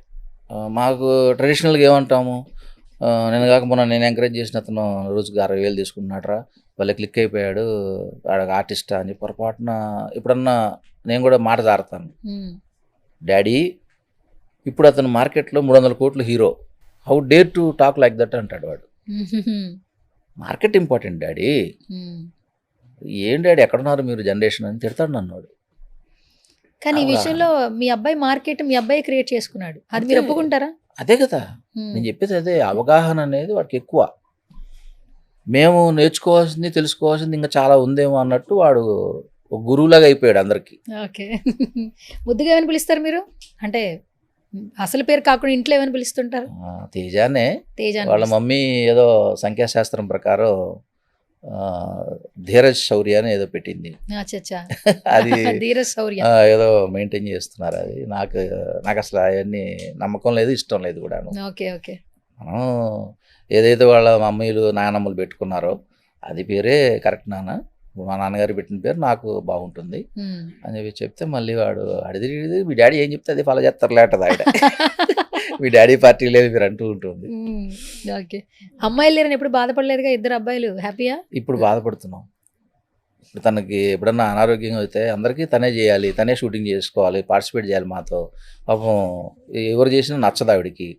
మరి ఎట్లా ఇప్పుడు ఆడపిల్లలు ఉంటే అది ఫీలింగ్ ఉంటుంది. అలాగే ఇప్పుడు మేము మా కోడలతో యాక్టింగ్ చేసేటప్పుడు వాళ్ళు ఇంట్లో మనుషుల్లాగా వాళ్ళే అంట్లు కడుగుతున్నారు, వాళ్ళే అన్నం వండుతున్నారు, వాళ్ళే వడ్డిస్తున్నారు, పాపం డే అండ్ నైట్ అక్కడే ఉంటున్నారు.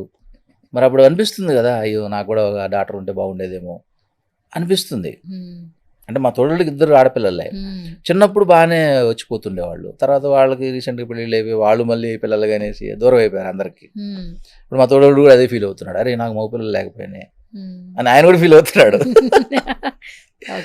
అట్లా ఉంటుంది అది.